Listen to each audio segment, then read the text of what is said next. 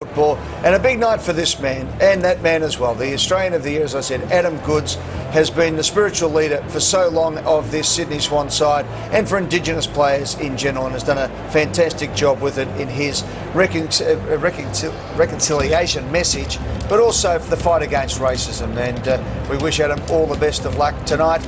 And the Footy Record's got a beautiful photo of him on the front cover with his mother. The Geelong jumper looks great, doesn't it? The hoops are there, but also with a nod to the Indigenous players. And of course, one of the greatest ever, Graham Polly Farmer, one of the great players. And the fair wing battle, that one, Derm. Yeah, it's a beauty. So Adam Goodes goes to the wing. We're just about ready to go. Who's going to get Big Budster as he runs down to full Harry forward? Taylor, it looks like. Harry Taylor's got him. First go. All right, we're ready for action at the SCG. Siren goes. Nick Davis is out to Adam Goodes already. And we're away at the SCG. Have a look at that monster bounce from Matthew Nichols. It took a quarter to come down. McGlynn out of the middle. First touch, first real kick goes with Bird off Sydney, and a real nice mark by Parker. Fast hands and immediately into attack, Sydney. Tippett! Well, that's an ominous sign for Geelong. That was a great kick. He had that fat side of the ground open to him, Kurt Tippett, and he's a huge man. Have a look at this. Nothing Jared Rivers could do. The kick was to advantage. He just released perfectly at the right time, BT, and once he stretches those jukes up like that... Yep. Didn't release too early, did he? No, he released at the right time. Tippett now gets a shot as a result of all that. Very close to the man on the mark, and I reckon that forced it wide.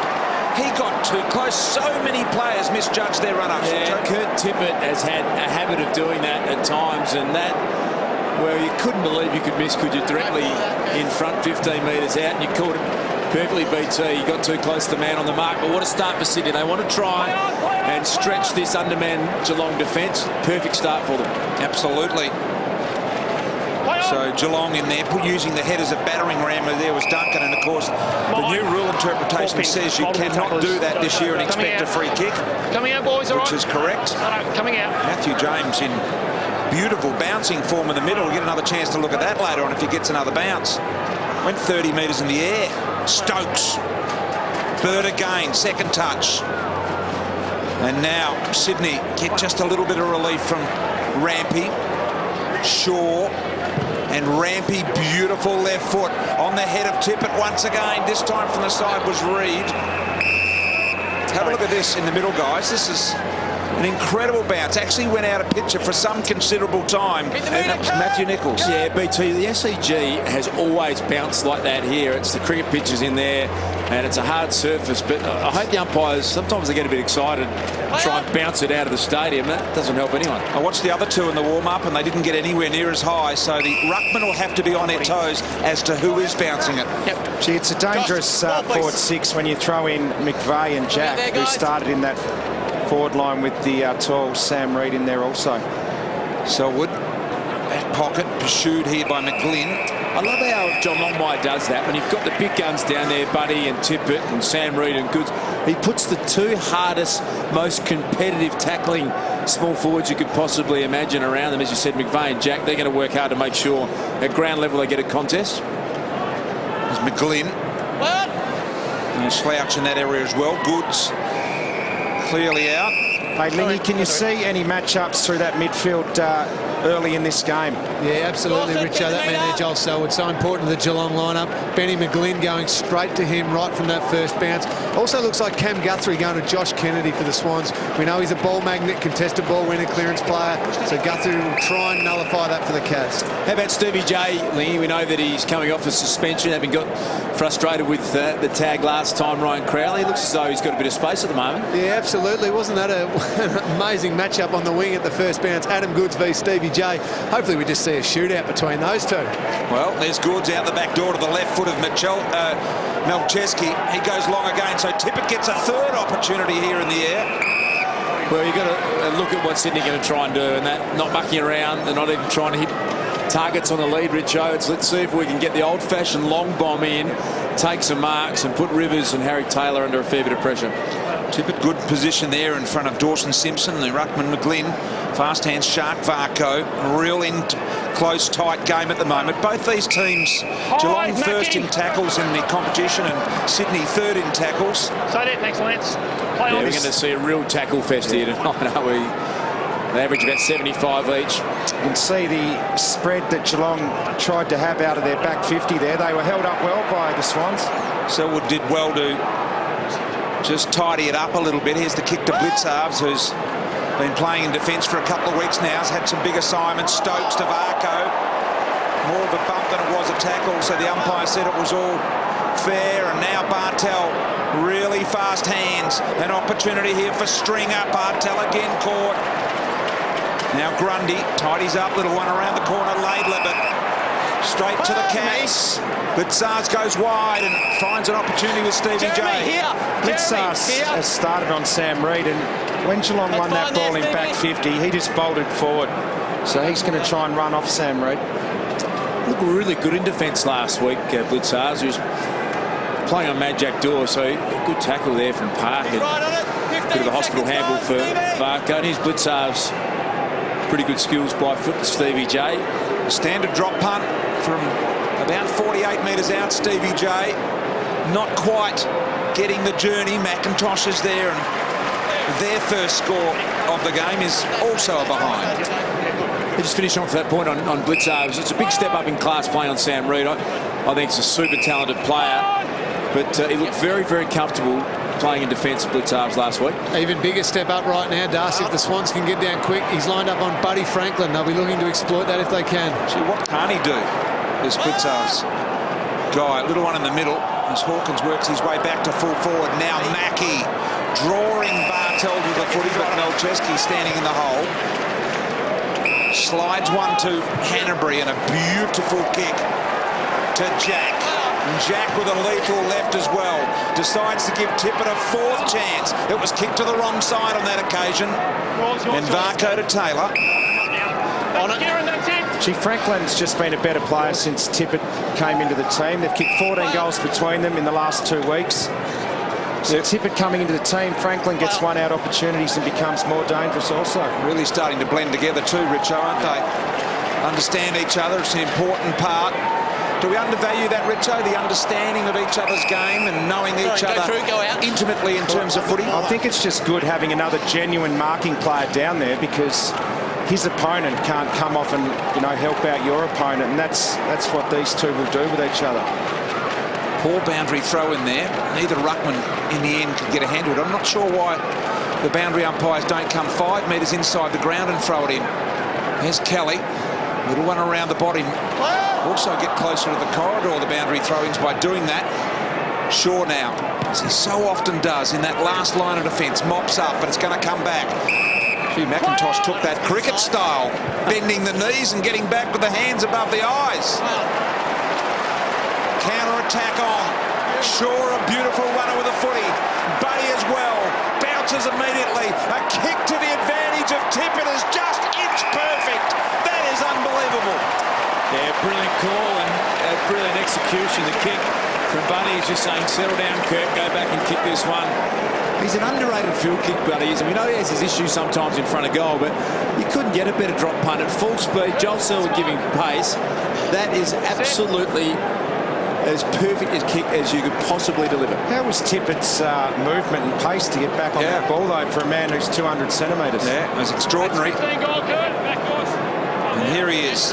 The thought of that last kick will be going through his mind, and he is a man that does get very close to the man on the mark, as Das alluded to before. That's better, and Sydney get the first goal.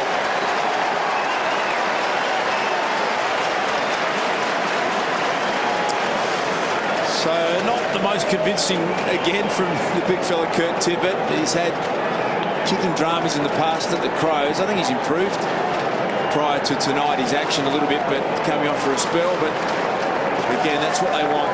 Marks inside 50, trying to get Tippett, get Big Buddy and get Reid on the one-out situation. Richard, a bit flat to come off the ground after 2 marks early, too. What do you think? We can see this kick in here from Harry Taylor. That's the dangerous kick in a game of footy, to a 50-50 to a small guy at high half forward.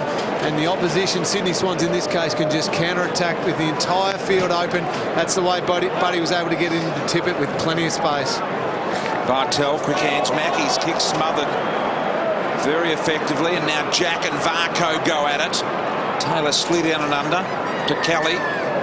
Just trying to hustle it forward. He doesn't want it to slip out. He knows there's a lot of red jumpers hanging about. Parker now to a vacant Sydney area of the ground. In fact, not a bad result if that's not out of bounds on the full, but it is. I remember a few weeks ago when the Swans played Hawthorn up here. Their front six just kept rotating around, coming to the interchange bench early, and they're doing that again tonight. Adam Goods started at full forward at that bounce, tip it off the ground. Motlop, just such a smooth mover. Finds Smets back into the team for his first game this year, Billy Smets. And boy, was he just trying to do a little too much then. He was trying to do a heap too much, BT, because he had Joel Selwood on a 15-metre lead that you should hit every time, and he just overthought it there. Not sure he's a tackle in the end. I reckon it was more of a push, but anyway, the umpire said it was a tackle. Jack, lovely hands, wanted it back from McVeigh. Buddy, or Goods it is, in fact, picks up on the left, round the corner. Mackey's got to go! Hit the post. That was the pickup by Jack then. Set up the handball to McVeigh. Sensational.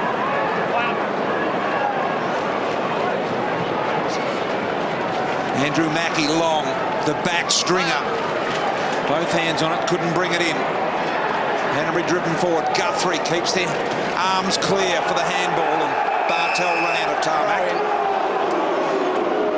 I think this ground really suits the Cats in the way they play. They've had opportunities, but they'll always come through the middle, Chris Scott's team. They'll always take the game on, and because it's so short here, you can see the 50-metre arc almost touching the centre square. There's always a chance to score each other while they play. You can get lost out wide here. It's a really wide ground as well, short but quite wide, and teams come up here and get lost on the wings. Grundy, double possession in that play. Taylor leads Franklin to the footy. Takes him on, just got rid of it in the nick of time, and he was de-dacked as well. Murdoch got a left foot, remember, ball knocked out there. Buddy, well done. Melcheski fights on.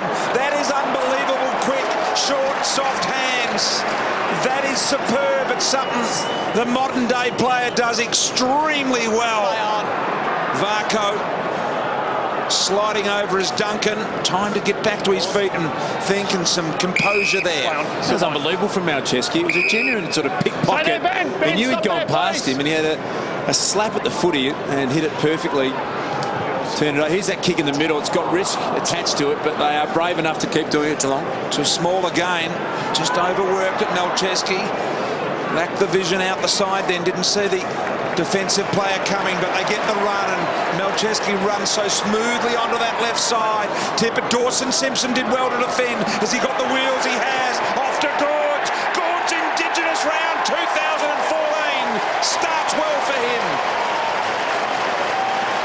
Yeah, great finish from Adam Goods. The second he went onto his left and hit the boot, he knew that it was going to go through the middle. A massive round for the Australian of the Year, Adam Goods. He knows the significance of what it means. He'll be down at the MCG for Dreamtime of the G. There was the pickpocket work from Melcheski.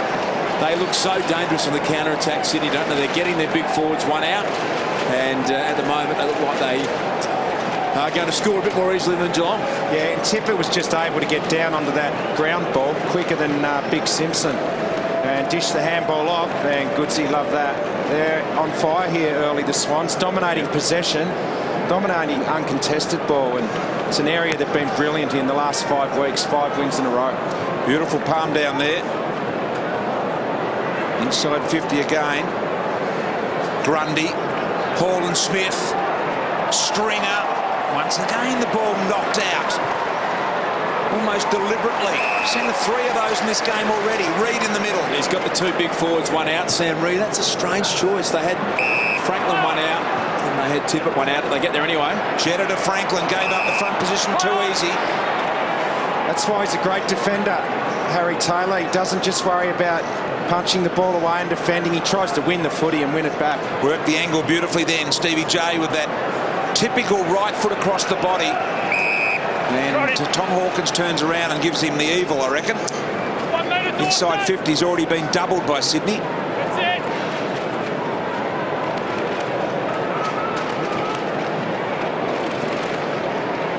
Simpson looking for some body on Reid then, didn't quite find it with the hands.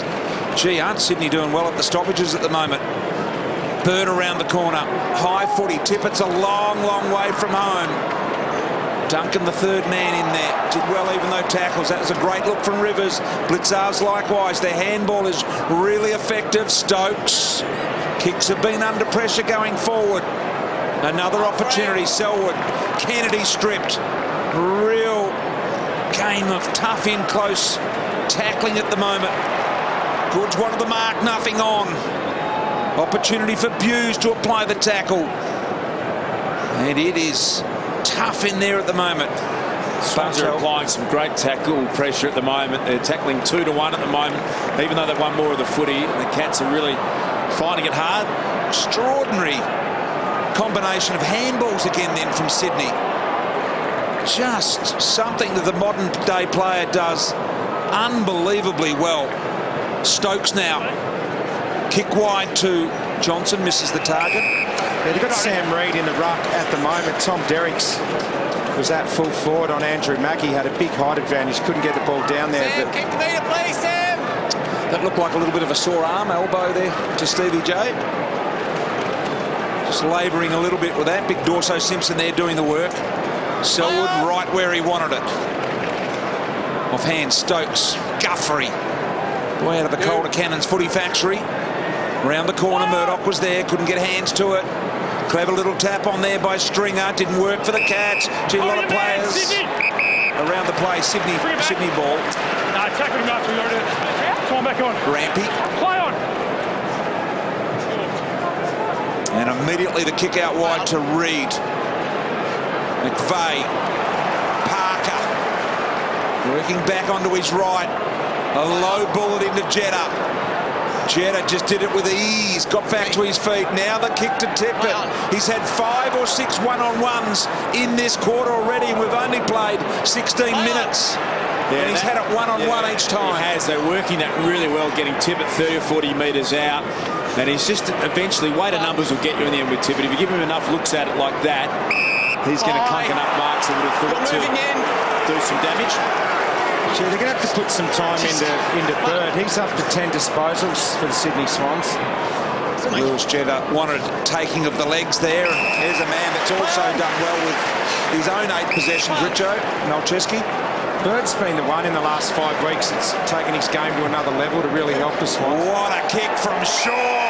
Tippett gets the Dukes out in front. Yeah, at the moment, he's got Blitzars playing full back, and there's something he said before, it's a big step up from Majak Dor last week. We thought he might have had Sam Reid, but Tippett's probably just about the hardest one-on-one to defend at the moment, given his massive frame, and you can see Blitzars there, almost impossible to defend that.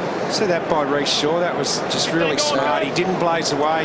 He actually called Tippett into that footy. He did. He told him where he wanted to, where he should run. Tippett now with a kick from 45, so he's had them from all parts, and that looks pretty good, just offline. They're getting the different mismatches inside 50 because they're rotating their forwards around on and off the bench. They do it really well, the Swans. You mean they're bigs, Richo? Yeah, they're coming off and on the ground, and they're getting different matchups inside that 50.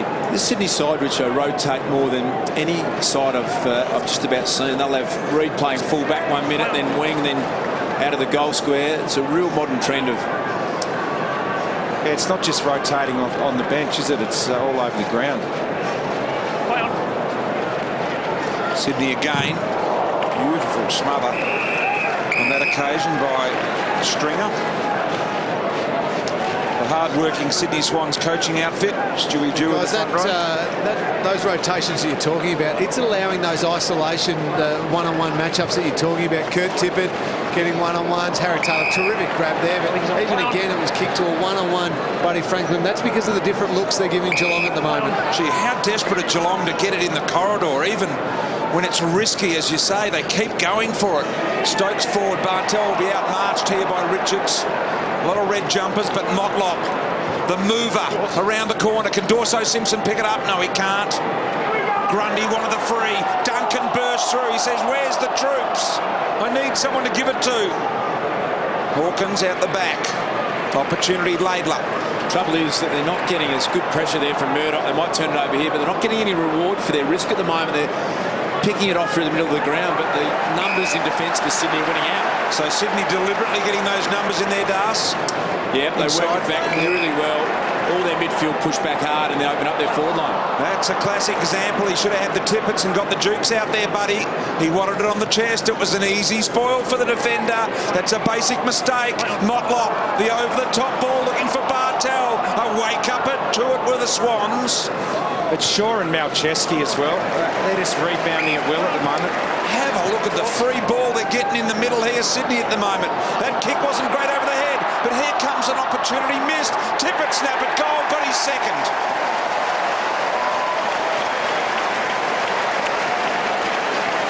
Yeah, a couple of Geelong defenders just got confused there. They tried to leave it for each other. It should have been smashed through for a rush behind.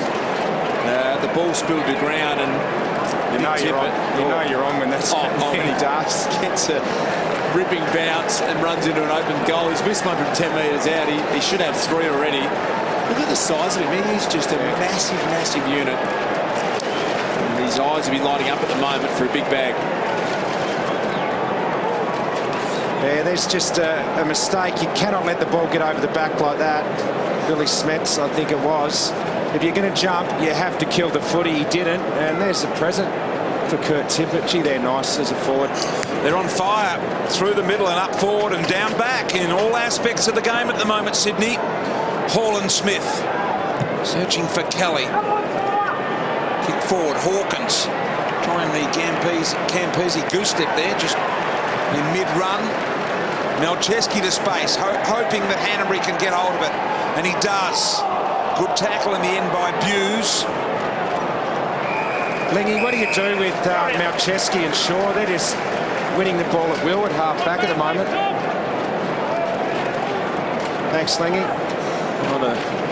Just nicked off somewhere, Lingy, at the moment. Yeah, he likes to concentrate when the Cats are playing, Richo. He gets a bit focused. He likes to really zero in on what's going on out there. But it's an issue for them, mate. You're absolutely right. They've had 16 possessions between them already, Shaw and Malcheski. Guthrie with a clean bit of play, but the kick was not to the advantage of McIntosh. Richards now. What have they got on the outside? Nothing. So up the middle they come once again. Shaw involved strategically with so many counter-attacks as Shaw. Kieran Jack slows. Coming off the bye, Sydney. Last played 13 nights ago at Etihad Stadium when they hammered Essendon by 50 points. As distinct from the Cats, who coming off back-to-back 6-day breaks 12 nights ago, they were playing Freo and Perth, and then last Friday the Kangaroos at Simmons. It looks like it, doesn't it? Yeah, it does at the moment. They look nowhere near as sharp and full of run. Mark's here. I'm sorry, Richo, a bit of a communication breakdown there, but one thing I've noticed, Sydney's ability to rebound outside of their defensive 50 at the moment is just killing Geelong. You guys mentioned that free ball through the midfield. At the moment, they're moving the ball the whole length of the ground. Every one of their scores except 1 point has come from turnovers in their defensive 50, so they've been able to move it the whole length of the ground and score. Buddy goes for the long-distance kick. Never blame your tools either, Lingy. As they trying to get that boot on properly. He always wanted to wield around the left foot then, Buddy. It was a bit harsh. He was actually doing his boot up. He got called 15 seconds and panicked a bit. Decided to kick it off 2 steps. Gee, it's a fast game of footy. There's been over 200 possessions already, and we've still got 3 minutes to go. Not a lot of stoppages. Distinctly different to this game last year, and I think they kicked 15 goals to us between. Yeah, it was 8 goals, 1 to 7-2 in the first quarter corresponding game. The Cats led it. They haven't been out, as we can tell, hit the scoreboard here, Geelong. I think they'll be not unhappy with the margin. I know that sounds strange. I feel like Sydney have been way on top in this game, ahead of disposals. They've been ahead of clearances. They've been winning almost every area of the game, but they haven't blown the scoreboard out. Hanbury, Kelly working hard, was brilliant last week, James Kelly. By Kieran Jack, a hold on Buddy. Harry pleads his case. Let's have a listen. You got your arms around Harry. You've got your arms around him. It's a free kick. But can you watch him holding me as well? Sure. Please. Yeah. It works both ways. Yeah. Just don't put your arms around him, and I won't pay a free kick against you. What a great conversation. And he's a gentleman, Harry, isn't he? Most blokes would like to go off and maybe use a few expletives. Can you just please watch him holding me as well, said Harry. There was only one jumper being held, and it was Harry's. Franklin for Sydney's 4th goal.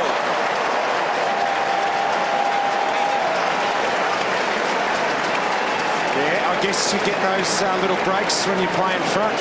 And Buddy Franklin played in front. The umpire would not have been able to see his jumper being pulled. He would have been blindsided. Franklin plays in front and gets the free kick. You always taught that as a junior, so I guess you take the breaks when you can get them.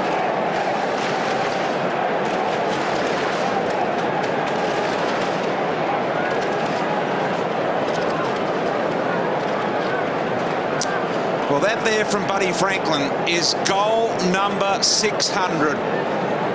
And well done to Buddy Franklin on that.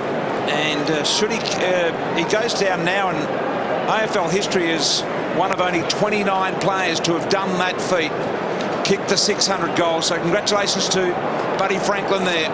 Is he capable of getting to 1,000? I didn't think anyone else would get there, but he may well be able to get there, Buddy. He's got another 8 years left on his contract.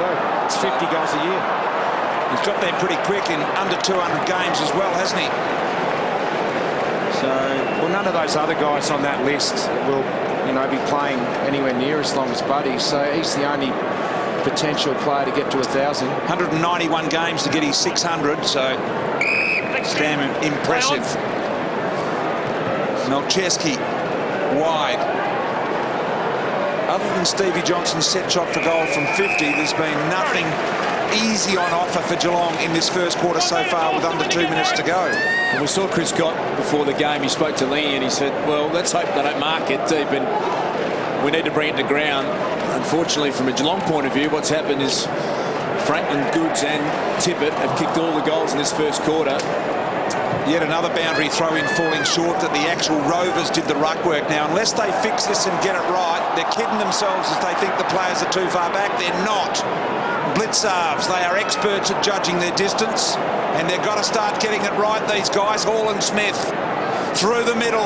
The link up by Motlop. Sort of a downward basketball bounce it was. Got a couple. Boys, he got some wheels. 40 metres out, lets it rip and misses.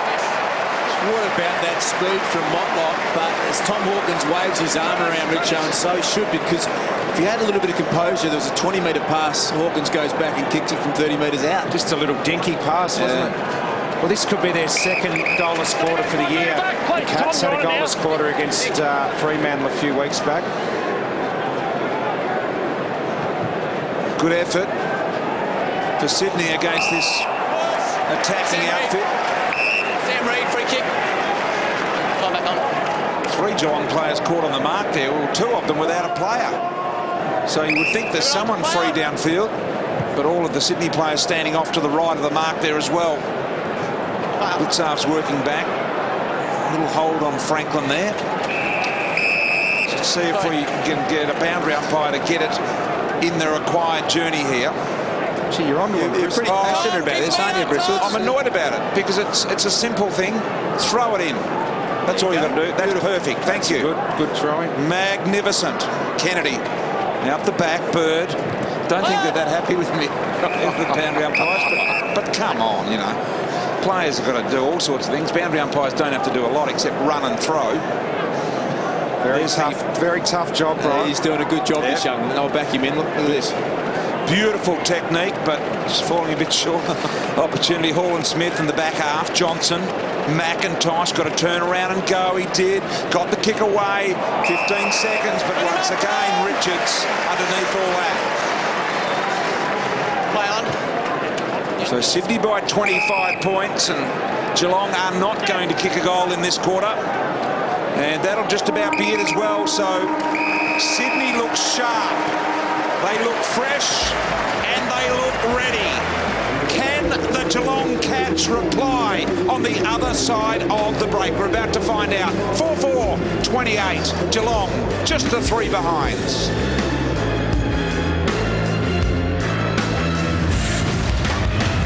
Swans lead it comfortably. A magnificent Sydney Harbour tonight. The Opera House looking splendid it is, but it is this Sydney, the Sydney Swans, who are getting the job done here at the moment. 28 points to 3 and doing it very, very well indeed. Let's get down to Cameron Ling, who's down there at ground level. Lingy.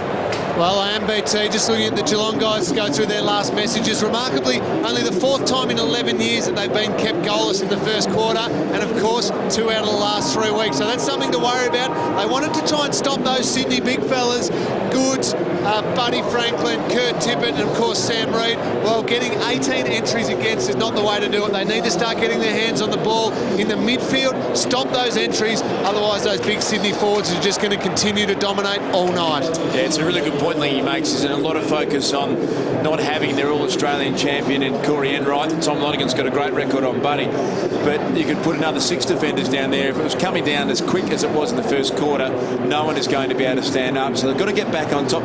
Stevie J had a bit of the footy. Richo, 8 possessions. Joel Selwood had half a dozen, but it wasn't that real impact where you saw them slicing their way through and affecting the footy going forward. So they really need, as Lingy said, get back on top in the middle of the ground. No, they're turning it over at half back. There's Ryan O'Keefe up in corporate box, it looks like, having a look at the game. I'm sure he'd rather be out there. Where's he at the moment, boys, do you think? Well, he's not getting a game. He's playing in the Sydney Reserves team up here in the Neefle, BT, so I'm sure he'll be trying to work his way back in, absolute champion. But they've got to do something about Craig Bird. He's just getting his own footy out there. 14 disposals, 3 clearances. Other than the wingman, all of the players straight down the middle of the ground there for both sides. That fishbone look. Kennedy. Reid tackled by Kelly. Now Franklin looks a little greasy out there tonight. Shaw has been splendid. Once again, a little too high for Tippett on that occasion. Varco to find the boundary. He too slips. Don't think it's been raining here today at all. Kick on the way is very, very impressive. And well done to Bird. Can't believe it, Scott.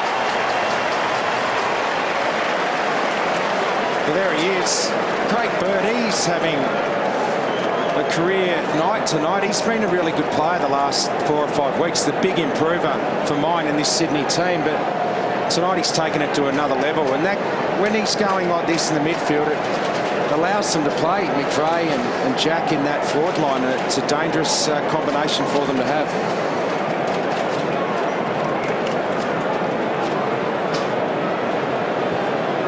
Well, Travis Varco would love his time again here. I know there's a fine line between taking the ball out deliberately. He had to get that out of bounds, though. He couldn't let Sydney have another opportunity. Allowed Kieran Jack to win the ball, give the handball off to Bird, and they kick a goal. Just a costly mistake by Trav Varco.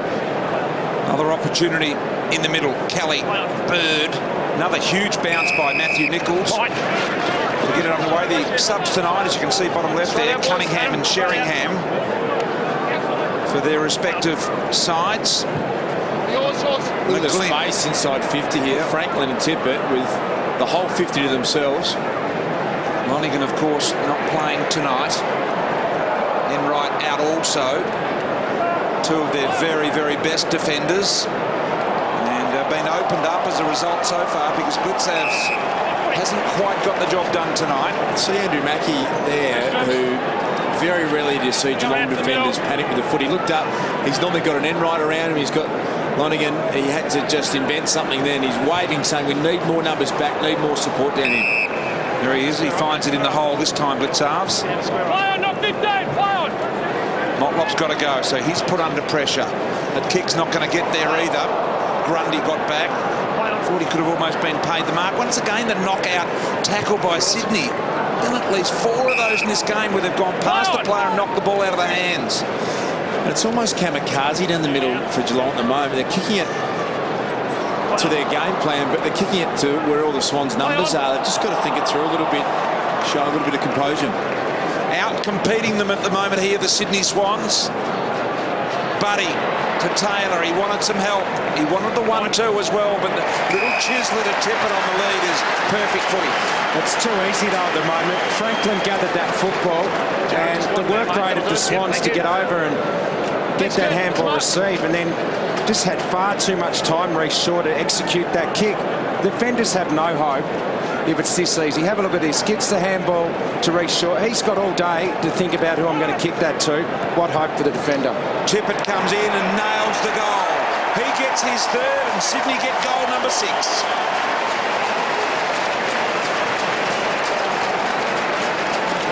What an amazing start to this game. It's got blowout written all over it. We know that rarely happens to Geelong teams, but they have to regroup here at the moment. 22 inside 50s for Sydney. That is on track for a world record. It would be a nightmare being Jared Rivers at the moment. It would be a nightmare being Harry Taylor and Andrew Mackie. It's just an avalanche.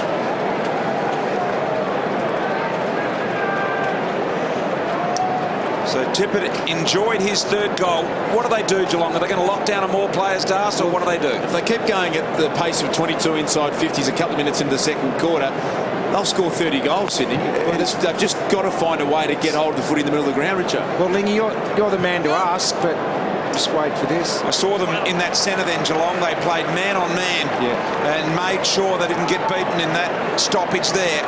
Stokes, what do you think, Lingy? Well, I love the fact that they've thrown James Kelly back in amongst the action as well. He was so good last week winning the contested ball up there. They were beaten badly against Fremantle in that contested footy in the middle part of the ground. We're seeing shades of that again tonight. Get your hard nuts around the ball, as you said. Lock on a little bit without being completely reactive to them and win some footy in the middle. Give your forwards a chance. Give your defenders a chop out. McVeigh couldn't quite glove that. Murdoch. Jetta, quick little give. Rampy in tight. McVeigh, fast hands. So good at this, Sydney. Really good-looking stuff out of defence. Teams watching this, I reckon, would be going, oh no, Sydney are starting to find their rhythm. Tippett couldn't push off his man. And Blitzarv's there. Well called, BT, because as Blitzarv's has almost kicked a point for the opposition. That's the other thing Geelong have got to stop. Sydney are just rebounding the ball beautifully from their back half, just linking up with handball, short kicks, using it superbly. Sydney are looking very good, but Geelong allowing them to do it too easily. So you have to be a bit cautiously. I know I love the style your side's played forever about going through the middle of the ground, but if it's a 1-on-3 the other way, you have to maybe show a little bit of caution. Well, absolutely. You still got to choose, make the right decisions. If it's on, you use it and you back your leg. If it's not on, well, you still take the other better option out there. Play on. Now, look at this. Hawkins had his back to Johnson when he kicked the footy. He had his back to him, was not even looking. Stevie J couldn't hold on to the footy any longer, and he said, what are you doing, mate? You've got to face me. Now Sydney on the counter. Blitzarves playing better in this quarter. Yeah, that's 2 intercept marks in a row for Blitzarves. So he's steadied the ship there, but it's on the outside. They're getting smashed in transition, the Cats. Right on it there. It's not that out of control in the contested and clearance, but once the Swans win it, they're spreading a lot better. That kick is not going to get it done. Melcheski read it like a book, and Rivers has got to get back. Dropped a simple mark in the end by his standards, and now there's not a lot of help. That ball was knocked out in the tackle. That's why there was no ruling from the umpire. Johnson, as soon as he got it, Melcheski pole drove him. And now Kelly, inching kick. Look at this. Finally got some open run through the middle. Hall and Smith, a bounce, not sure what to do. In the end, he goes wide to Buse. Pushing the back, Geelong free kick downfield. And so it'll be a Buse free. No, back. Didn't go over the mark. Harry Taylor, I think he's been switched forward. Taylor hasn't kicked a goal this year. Buse, he draws Hawkins to the footy. He stumbles and props and stops and didn't look like he knew what was going on that occasion, Hawkins. And now we'll have almost a certain ball up here as Cheddar's not too keen to get it out of there. Here's the down free. Just a little push in the back. It was So back. a free kick down the field. And at the moment, Hawkins he was in great form last week, but it just doesn't seem to have his rhythm at the moment. His leading patterns are all out of whack, and footy's not coming down great, but they really need Hawkins to stand up. There's Goods, the 336-game superstar. Little handball off to Lloyd. Back to Buddy. Standing rip at it from 50. Grazes the post.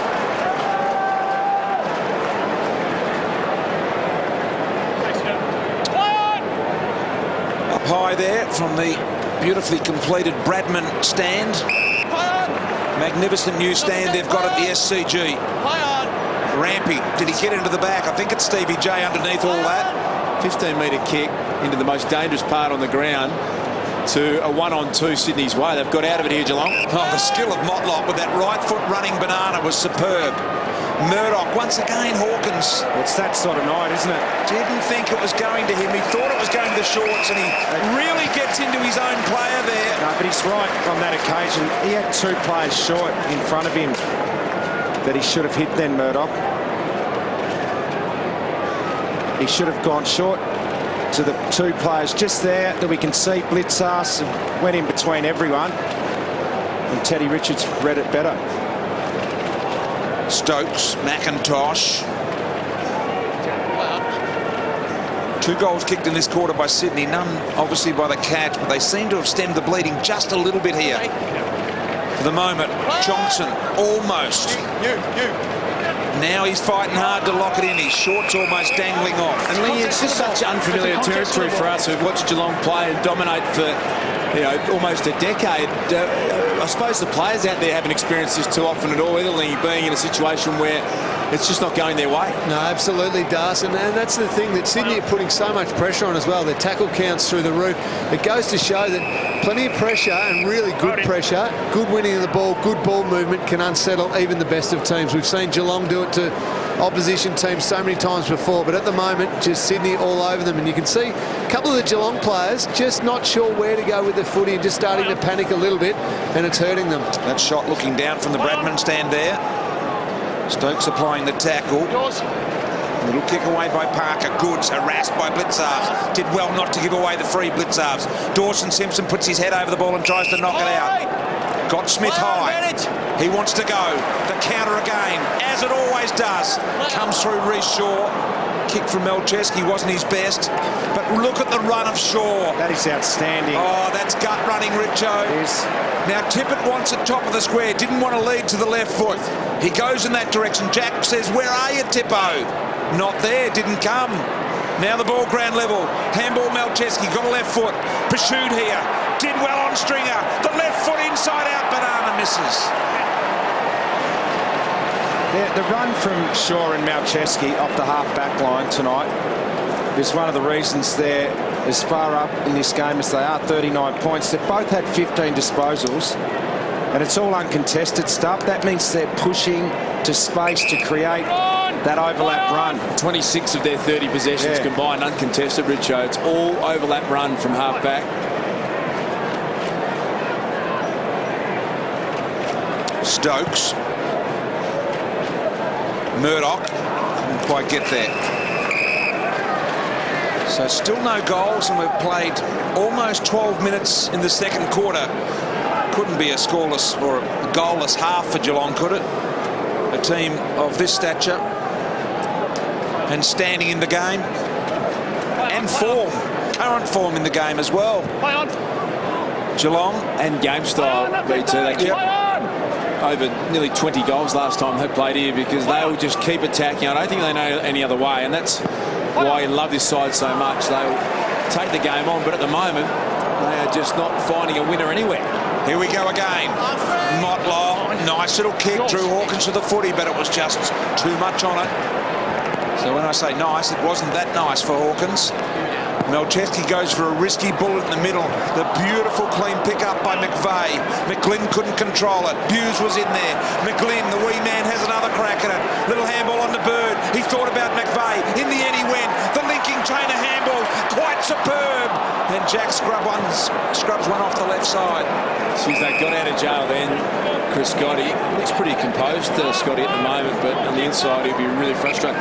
Dan Hanbury had run the show and was on his own, 40 metres in the clear, and no one saw him, and Jack kicked it out of bounds on the full in the end. So they've got players out everywhere offensively, but when you're up here seeing the whole ground, they're just working a lot harder at the moment. It's as simple as that. Superb shot. See every player on the ground in that shot. There's an example of Geelong just not nailing everything. Kelly would normally gobble that up. Now Smets running handball to Buse. Got to go back into play. Nice bit of candy work. Smith was just bowled over by Melcheski. Now here they go on the counter again. It's a wide ball for Jack. He's got players on everywhere down the ground, but he was slow to turn, and boy, Bird just down the ground was absolutely giving it to him. Play on! Now Kennedy comes into the exact spot where Bird was standing unmanned. Stay out, James! Wanting to go middle. Teasing, desperate to get it in there. Nick Davis, the runner out there, saying, come on, get it into this position here. Tip it again. The Duke stretched out. Defenders can't reach it. The kick inside. Oh boy, Smith just lines it up from 40 launches, and he too has gone left. Well, Tippett's match-up then was Cam Guthrie, who's about 40 kilos lighter, giving away nearly a foot. So it's a bit of disarray for Geelong at the moment, as we just said before to Lingy. Just so not used to seeing it. There's Craig Bird's stats. He's just about the best player on the ground as well, Richard. Yeah, he certainly is. He's never had more than 18 against Geelong in 8 games, so he's going to smash that tonight. What, 18 for the game? Against Geelong. Right. He's already had 18 now. Yeah. But his development in the midfield, along with Parker, it's allowing them to play Jack McVeigh forward. And gee, it's a lethal combination if you can do that. Gee, big Tom Derricks hasn't been sighted a lot tonight, but that one went straight through the fingies. As Hawkins' little gentle kick up there for Simpson, trying to get him to move out to the right. And that's a throw by Grundy. Just dropped it. Yeah, that's a correct call by Matty Nichols, the umpire there. I didn't say handball. Yep. Move out. You're quite right, Matthew out, Nick. Nichols. Move out, Nick. You didn't see a handball. Hey, Stephen. Look at Stevie J. Look at him. Stephen, move out, please. 5 metres. Thank you. Play on. He's the big Dorso saying, get out of my way, Stevie J. I've got this under control. I can kick it. Stevie, I don't need you. Big Dorso is taking a one-step snap round the body. Stevie J was looking at him saying, that's 100 to 1 chance you'll kick that, Dawson. He wasn't backing him in, was he, He's still Stevie? not happy. He's saying, mate, that'll never happen again. Just give it to me, Dawson. I'll do it 99 out of 100, but under the big fella. He just said, come on, Stevie. Big Dawson. He's a massive unit, isn't he, Dorso? How funny is this? Stevie J's going, Dawson, you are no chance. Give it to me, mate. Come on, mate. Give it. This won't happen, Dawson. The big boy said, nah. It's his first touch of the night, Darcy. He wants to get a feel of the leather. He may never, ever do that again, Dawson. Extraordinary kick. I wonder what Stevie J and he will say in the meeting on Monday when they review this game about that. Melcheski to Parker, who Richo's spoken of tonight very fondly. Here is Shaw again. Smith under some pressure. Motlop again. An opportunity to go back inside here, can go short or long. Once again, Hawkins to the wrong spot, but Bartel to the right spot. It was beautifully positioned, as you mentioned, Dars, to the advantage of Bartel. Just couldn't quite get on the end of it. McVeigh, the run of Hanbury and Franklin. Look at Franklin going at full stretch. Yeah, he got some good separation on Harry Taylor there. Little short one to Kennedy. Showed you the wheel. Wide journey. Showed you the wheel spud he's got, didn't it? Then he was able to pull away from Harry Taylor. He was. He made great ground laterally. This is it here. Might see it in picture, but he'd run a long way and he'd run very fast, and he really worked Harry Taylor over. It was a perfect kick, though. When you can slide on your knees as a forward and take a low-down chest mark, it's almost perfect because the defender's got no hope of getting down there. So Kennedy searching for goal number 7 for Sydney from right on the 50 line. So they've gone left, right. Richo, you mentioned Craig Bird playing in the midfield and what that does and allows Jack and also McVeigh as well to push forward. Got a young man by the name of Tom Mitchell running around in the Sydney reserve side. Had 64 possessions and kicked 4 goals the other day. He was an absolute star. Can't get a game at the moment. That's the talent of this side. 64 and kick 4. He's an emergency tonight, Mitchell. That's unbelievable. Smets. See, they went inside again, Geelong, and that kick was spoiled. Murdoch picks up to Blitzarves from the standing start, high. Once again, Hawkins going in the opposite direction. He just can't get on the end of it tonight, Tommy Hawkins. His dad Barry would have racked up 40 odd a few times, but 60. He was a ball magnet, Barry, wasn't he too? But Geelong probably are lacking at the moment a genuine second tall forward to back up Tommy Hawkins. You guys have mentioned he's not having the best night, but I reckon it helps as we set up the other end when you've got another forward who can draw the ball in dangerous parts of the ground. Geelong just don't have that at the moment. It's all Hawkins.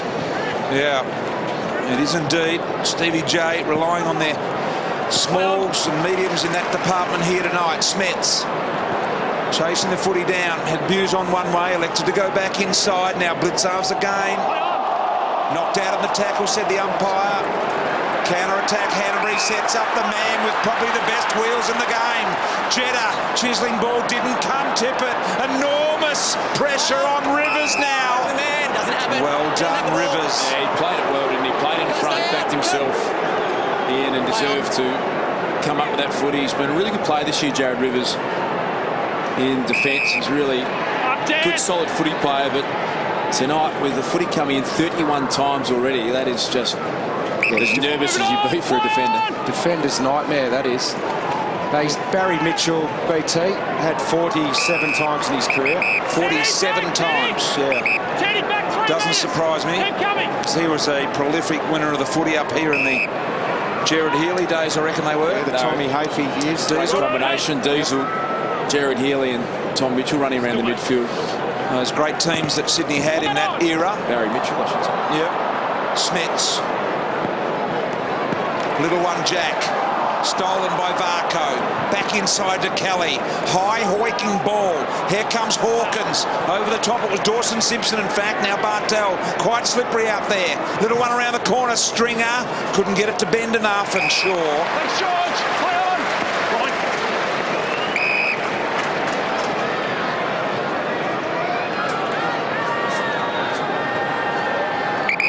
Move it on. Grundy to Goods. Goods, for those that just joined us, kicking the second goal of the game tonight. A lot of publicity, of course, involving the Indigenous round and carrying the tag of Australian of the Year this year. It's been a big promotional year for him to handle, hasn't it? Yeah, it's been extraordinary. He's going to be at Dreamtime at the G Saturday night at the MCG as well. Adam Goods is part of the official build-up to that marquee event. Here he is. Hall and Smith. What do you think's possible for Adam Goods, guys? He's played game 336, tied it up tonight with John Rantel and moves into the top 16 of games played. How long do you think? You know what's great, Richo, is that he came off a really long-term injury, hadn't been injured almost his entire career, and he's not in great form, but his athleticism looks to be no issue at all. Yeah, I think he's still moving well. It'll probably just be his call mentally, whether he wants to go around again or whatever he wants to do with his life. And there'll be some good opportunities for him after footy too, I'd imagine. Jeddah. Sure, beautiful half volley pickup back inside. Rampy loves his left. The way the Swans are going, he might go out with the ultimate, because this is a pretty ominous display tonight. I think he's got another big announcement with the Prime Minister Saturday night footy. He's going to join us with the Prime Minister with another announcement about a little bit of his future. Okay. Rampy. Long handball.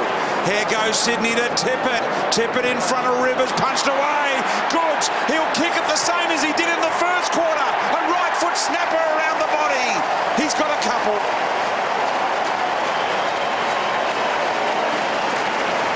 Well, keep playing for as long as you like when you've got the ability that man on screen has. And the great thing about him, he's been good enough to play midfield with Chris Judd at his all-time best. He can play as a crumbing forward like that. He can play as a key forward. He won a Brownlow medalist as a ruckman. He's a unique player and an absolute champion of the game in every sense of the word. And he'll be loving tonight. Well, that was a great illustration of why they're so potent in this forward line. Franklin, on the right of your screen, led hard at the football. His man's always going to go with him. He's not going to sift off. That left space behind for Tippett to be one out. Gives a good contest, and Goods front and square crumbing. I can't remember a player that's played in so many different positions. I mean, Matthew Pavlich comes to mind, but he never played in the ruck, Pav.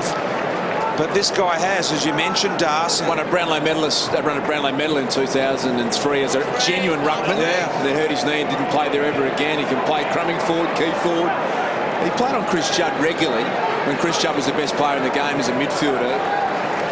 So I don't know too many that have been able to achieve that flexibility.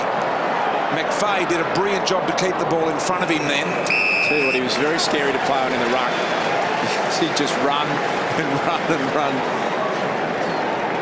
Would have made a lot of big dinosaurs running around fairly nervous. Murdoch in the middle there, copped a bit of a knock. That's why he sits on the chair at the moment, just recovering from that. So they'll keep a close eye on him. Duncan out of the fence, but Henry absolutely dominating display here by the Sydney Swans in this first half of footy. Only 3 minutes left in it. Just a 1-goal net to the Cats so far, and 7 for Sydney. And they're pressing here as well. Hanbury really wanted it, didn't want to give it, got Melchescu on his non-preferred right in the end. Gee, that just sums up exactly what's happening in this game perfectly there. It was a 50-50 ball. It might have even been to Geelong's advantage, but just Josh Kennedy put his body on the line, won the ball, fed it out to Hanbury, who we saw take that intercept mark, and worked his way down.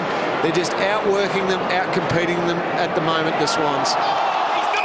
And here's a pretty good example of their work. A really good example of their work. Well, they're getting back into defensive 50 to mop up first, and then they're pushing forward really hard as well. It's a great gut-running display here. Lloyd doesn't go for the goal, deliberately pops it at the top of the square, gives the big boys and the little boys an opportunity there. Kelly. Feed to Bartel. Off the one step. Got to be perfect here. Went through the hands of Murdoch. He really needed to grab that. Was an uncontested mark down his throat in the end. Rampy long ball. Tip it there. Couldn't get it. I think Big Derek's in front of him as well. Picked up by Kennedy. Snap. Didn't bring it back. It's a massive first half this from Sydney to blow the Cats out of the game. I think 230 disposals in a half. Lots of questions in Chris Scott's mind at the moment. I know we're in round 11, a long way to go, and a lot of players out injury-wise, but for me, if Sydney stays sound, I think they're the best team in the game. I can't see anyone beating them. All things being equal, if they can keep this list sound, Tip and Franklin get more accustomed to each other, no one's going to beat Sydney in my mind. So Lloyd goes for home, and there's just a nice little one for him before half-time.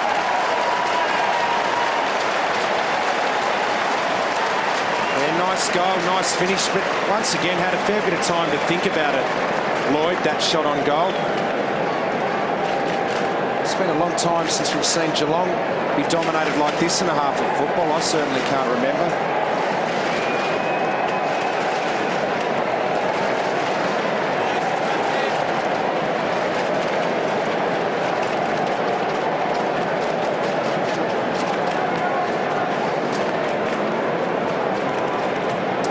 This is the man who they tell me is keeping Tom Mitchell out of the side, Jake Lloyd. He just keeps getting the job done, doesn't make any mistakes, and Mitchell would probably be a walk-up start in any other midfield at the moment, but they really love Jake Lloyd. Hanbury. High footy in the half-forward direction. Out the back, there's Lloyd again. Deft little give, wasn't it? Set up this opportunity with Parker, and now Tippett. Geelong this time through Stokes. Probably should have turned the other way, and Harry Taylor's going to make him go that way now. And a risky kick. Here's Lloyd again. Got it in the hands of Goods. Taylor out the back to Stokes, who'll get a second chance, and he gives another one. Look at Sydney hanging all over the back of every Geelong leader. Yeah, it was good hands by Guthrie, but it needed to be. They're all over them. Darcy, you asked before about taking that option up the middle every time. Well, that's the one. That kick went to James Kelly. Great grab by Jimmy Bartel standing under the footy, but that's the one where it's just too much of a risk. It's too much of a chance to turn the ball over. Need to be smarter with their decisions and not give Sydney as big a look. Oh, look at Murdoch run away from Grundy, but in the end he didn't have the composure to finesse the kick to the correct position. McVeigh, 10 seconds to go. Geelong have got a 3-on-1 here. Franklin in front. He'll have to kick it long. Here it comes to Tippett. Will the siren sound? It does. So Sydney are in total control of this game at the moment, but it's certainly not out of the reach of the Cats. It is 8-9-57 to Geelong, 139 Sydney. Reece Shaw's been fantastic. All the big guns are firing. Everyone's getting amongst the goals. Tippett's got 3 to this stage. Goods has got 2. And Buddy Franklin is running amok. Let's go back to the SCG third quarter action. It's the Swans leading by 48 points against the Cats. Should have get it going here in the second half. Beautiful height in the bounce. Johnson with the classic clearance, but just that bump on Selwood as he was about to dispose of it. Parker has been a ball magnet tonight. Some foot candy by McGlynn, who now drives long to Tippett. Still no action on the subs. Cunningham of Sydney and Sheringham of the Cats still sit. Been no injuries in this game today. Simpson behind Tippett there. There he is, the big fella. Bird caught in the tackle. Mackie had the ball knocked out again. Fast hands Tippett. Parker, this way, that away. Got to go, Derricks did. Stolen Taylor. Counter-attack through the middle. Here go Geelong. Stokes, all he could do is get it around the corner to Murdoch. Once again went through his hands, not for the first time tonight. Franklin as cool as you like down the line with a ripping kick.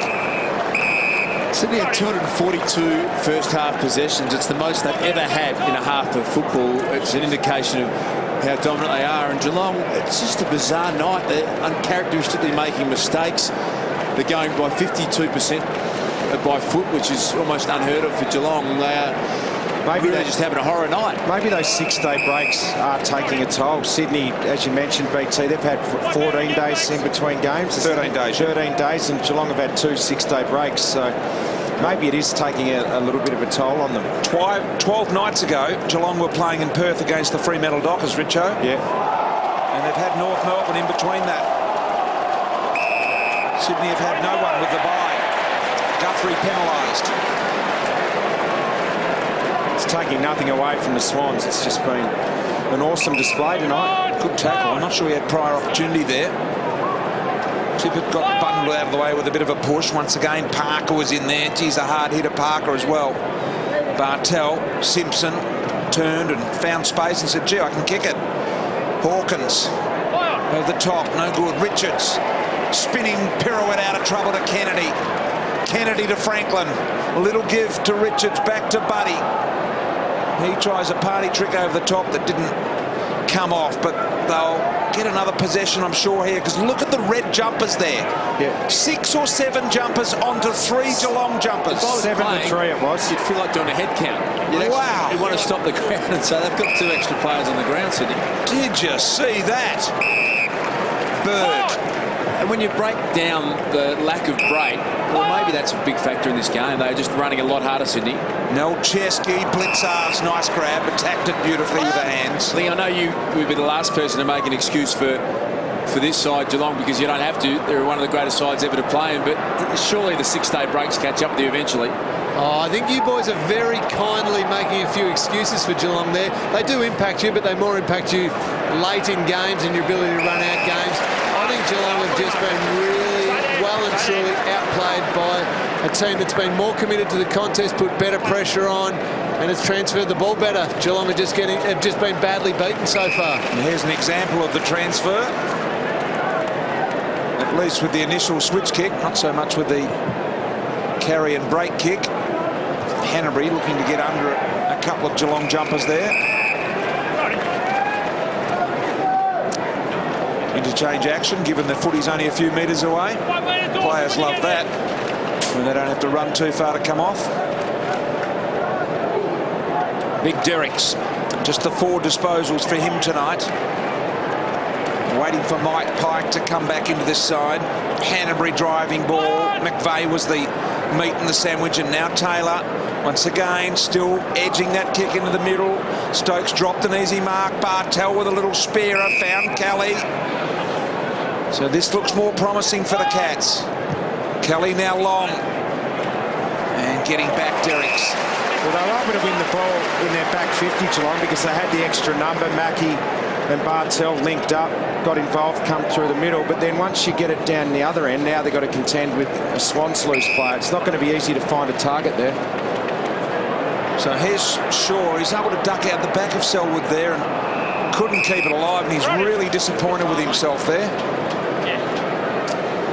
And maybe the kicker just a touch.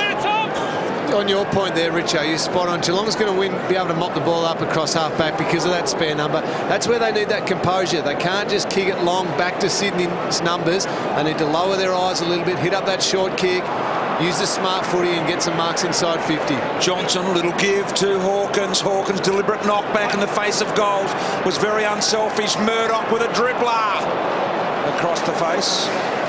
Does that a lot, Tommy Hawkins. He's got great awareness. If he can't take possession, he knows he's going to get tackled. He doesn't. He taps it out, and we've seen him do that a lot. For the trivia buffs out there, this is the venue the Cats first won at in 1903. 2 VFL matches were played here that season. Geelong defeated Carlton and Fitzroy defeated Collingwood. I just wonder how they got here. Would have taken them an eternity. Here's Buddy. Had the ball on the string. It was like a yo-yo. Magnificent stuff. Reed also picked it up very, very cleanly. Kick across looking for Melcheski. Got the left foot, remember, wants to run on the left. There it is. Handball back to Lloyd. Remember the old scoreboard up on the hill here, BT, at the SCG? That was built in 1903 as well. Was it really? Yes. It's a big year up here. Good on your history, Richo. How do you think they got here? By boat, train or plane? Why would Sydney be playing Carlton, Richo? Well, there was a rail strike and they couldn't get down to Geelong, so they took an opportunity to transfer some games up here later in the year. A rail strike? A rail strike. It was. And the following week, Melbourne played Geelong at Geelong and they got a boat from Melbourne down to Geelong, BT. Hawkins limping off there. Not good news for him. Surely they didn't get a boat up to here, though, Richo. They would have got a train up here, Brian, I reckon. It would have been a steamer. It wouldn't have been going too fast. Yeah, I hope Hawkins is okay down there. Looked like a bit of an ankle issue for him. Left ankle he's holding. What's your gut feel down there, Lee? You're closer than us. Can you... Yeah, you guys are spot on. It's certainly left ankle. The docs and the physios there just checking it out. Doesn't look too bad. He doesn't look in a heap of pain, but not good news at all. He's the only key forward. Not having a great night so far, but he's the one who could maybe stand up and take a couple of grabs. So important for him to be able to come back on the ground. And Lingy, how do you think Geelong got up here in 1903? I'm going to go with train, BT, though I've got no idea whatsoever. Well, you can get us on Twitter. Horses up, BT. They could have ridden the horses. Let's have a look so we can work out what happened to Tom Hawkins. Look at the top of your screen there. And you see he just collided with Ted Richards. Stood on the foot, I reckon, and rolled it off basketball style, does. I think you absolutely nailed that, BT. Yeah, saw a outside roll. Yeah, when you step on the foot. Accidental. Give and go. This is better. The Cavalry, unusual kick, but he found the loose man in blitz halves. Right in the middle, very slippery. Lost his footing, and now they've messed it up. Lloyd onto Reed. Reed onto Buddy. Went through the legs and bowled him. Taylor realised where his players were and did it very nicely. They're struggling to run Geelong at the moment. Normally when you see Selwood get free and push down the ground, Richard, they get overlap run going, but Selwood had to go sideways into the middle because he just had nothing ahead of him. Gee, that was a good kick to Mackie, and Mackie's kick was equally as good, right into the hands of Varco. McIntosh picks it up and tried to soccer out of mid-air. Motlop comes back, has another go. Arriving is Laidler. Picked up Shaw, smother by Duncan, locks it in. So we've played 8.5 minutes and no score. Pretty subdued for Sydney. Quarter, isn't it? Yep. Geelong just with the one behind in this quarter so far. We've got loose players back at each end, so it's going to be a lot tougher to score in this second half. Good crowd in tonight here at the SCG as well. It's got a real buzz to it, this stadium. There's Lloyd. Nice kick back inside to Kennedy. Kennedy sets an opportunity for McVeigh. just pushes Murdoch off far too easily. Chiseling footy inside, looking for the big fella in Derricks, but Rivers did well. Marked it off his face, a little falcon, and then got it back. You'd have to say, just glancing at this crowd, we haven't got the official number 3. This is a real success for me. Thursday night footy at Sydney. We worked our way out of the city tonight. A lot of people would have finished work. What do you reckon? There's 25 at least? Yeah, probably a few more, Richo. 30. I would think.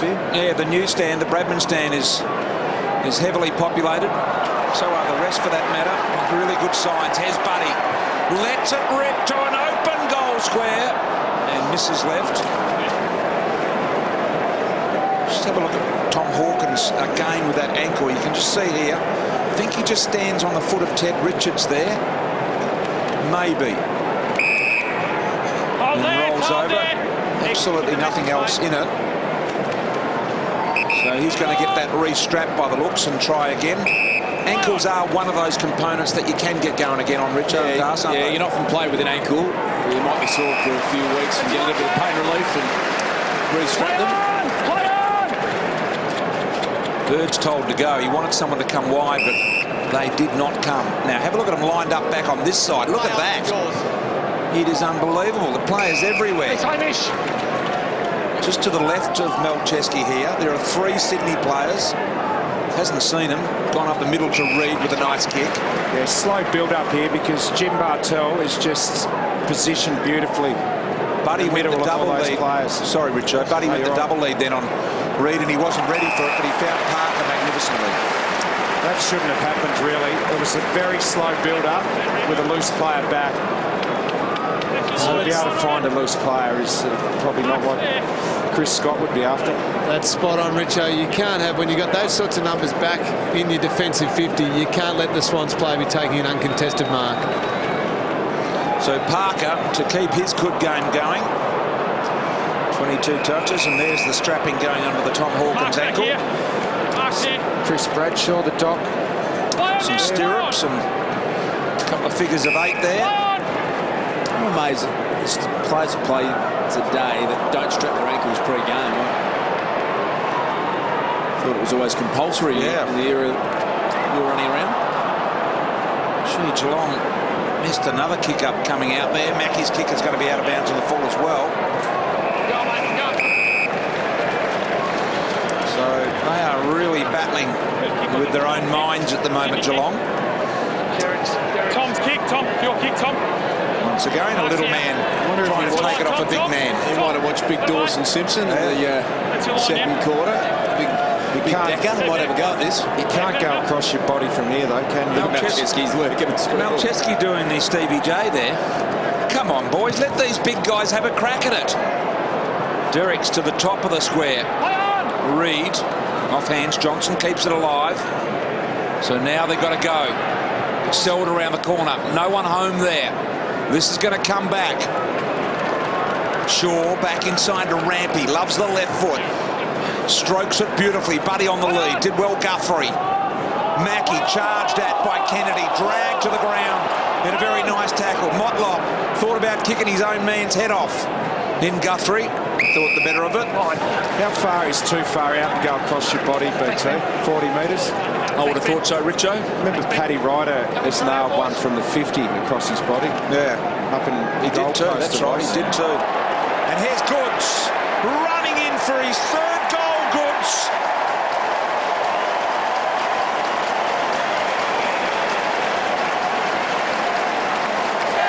Made something out of nothing there to Sydney Swans. Out of Goods. 3 goals from only 8 disposals, and making the most of his time inside 50, and all being from general play. Hasn't had a set shot to kick one of those goals. 2 crumbing efforts and that one from a clearance. Just shows you how versatile he is. Darcy and BT have talked about that. How many players his size have been able to get goals from those sources.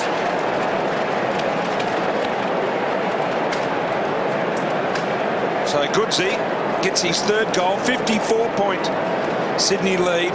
Just the 1 goal kick by Geelong halfway through this 3rd quarter. Staggering stuff. You would never have believed it.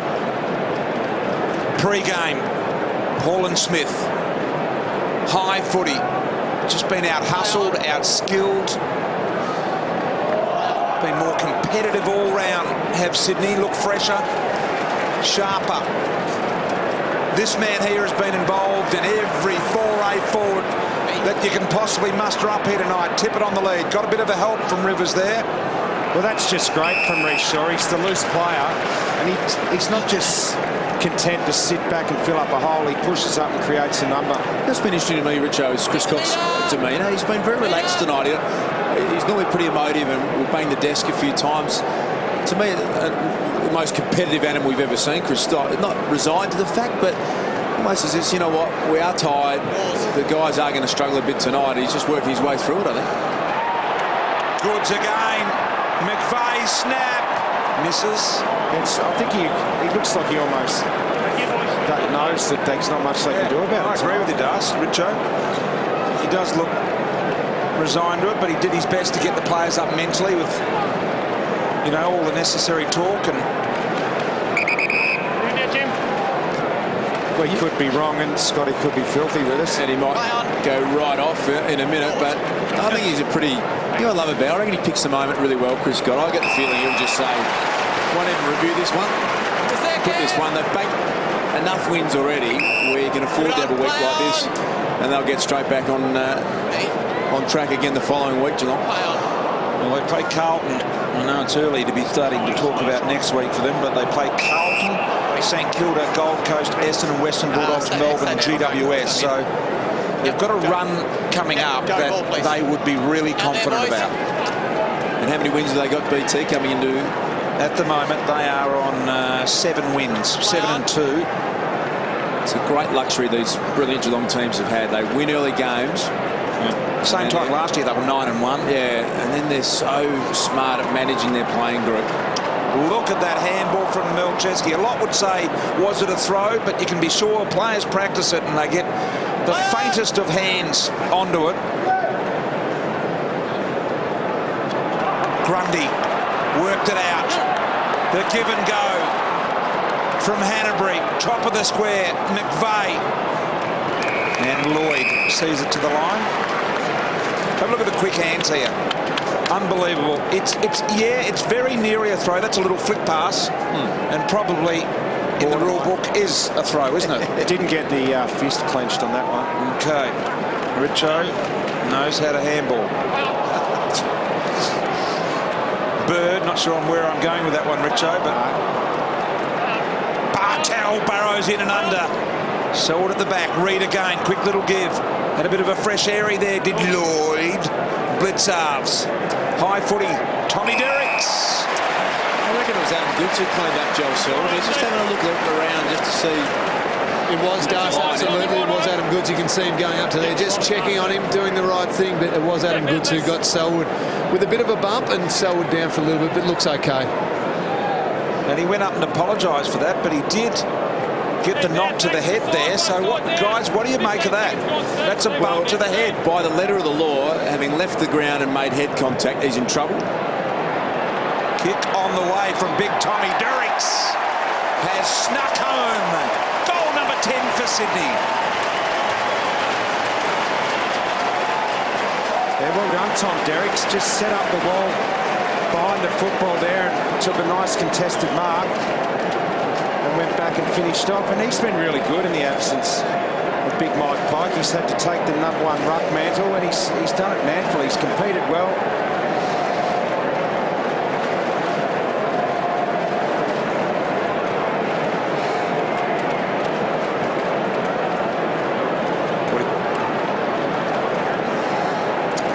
So let's have a look at this again, Richie. Leaves the ground, makes high contact with Joel Selwood. Selwood's down, and then he goes over after and says, look, I'm sorry, Sel, didn't mean to do that.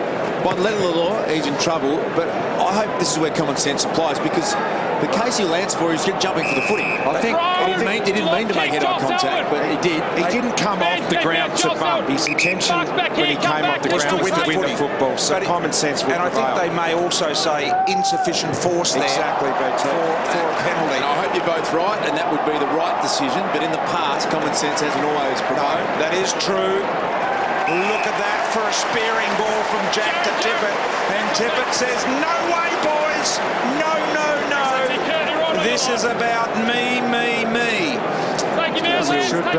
Real fluffy do going at the moment. Kurt Tippett, doesn't he? Looks like he's got a perm. Goal number 4 for Big Tippo. Starts the approach using the Indigenous branded footy from 50 out. Got it working left to right. Tippo's kick 4.